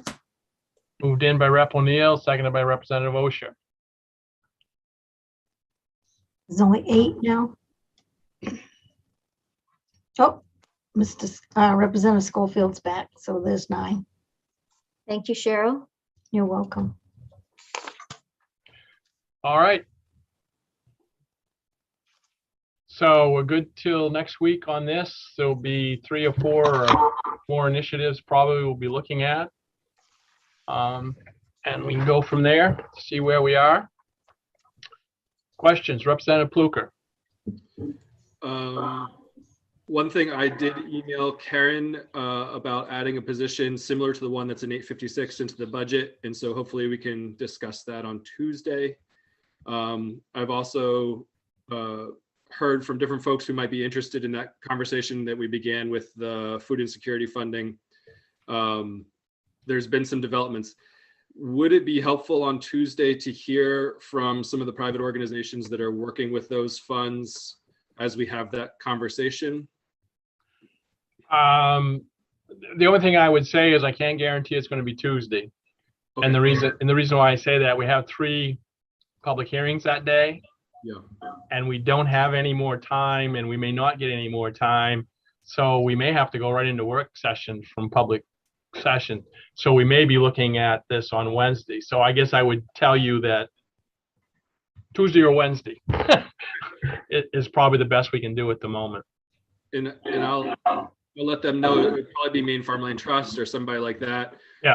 We might make a presentation about the funds and how they might be used, if Okay. that would be okay. Great, thank you. Yeah, I mean, we can always ask them in to present something. Cheryl. Yes, just a reminder that on March 21st, you have a confirmation at noon time. That may be the only thing that day, but we still need to do that at noon time on the 21st. Do we have to get permission to meet on that day, correct? We do not, No, because not- confirmations are confirmation? different. Yeah, Okay. it's just a different thing. But we can't conduct anything else without permission? Right. Okay. Well, not exactly. So Okay. your budget deadline is next Friday, the 18th. So it's not, you didn't need a permission to meet to discuss the budget next week. It's the bills that we got on yesterday. Right. And then language reviews are not subject to that. And I feel like there's something else, but I can't think of it right now. But there are a few But instances. most of our general work will have to be done probably next week without asking for permission to extend, like work sessions or Yeah. that type of thing. And I'm kind of reading between the lines that we need to get done by actually Next Friday. effectively Wednesday. Yes, for us, right? Wednesday, because you have session Thursday. Yep. And then Friday seems to be off the table because of people's schedules. So 2 more meeting dates. So All right. just Yeah, a reminder that we'll start at 9 a.m. on Tuesday, and then Wednesday is a to be determined kind of day. Okay. All right. Anything else? Karen, Cheryl, can I have a motion to adjourn? And moved and seconded, all in favor? None opposed. Thank you all. Thank you. Not even giving them a chance to oppose. Have a great day. See you all next week. Bye.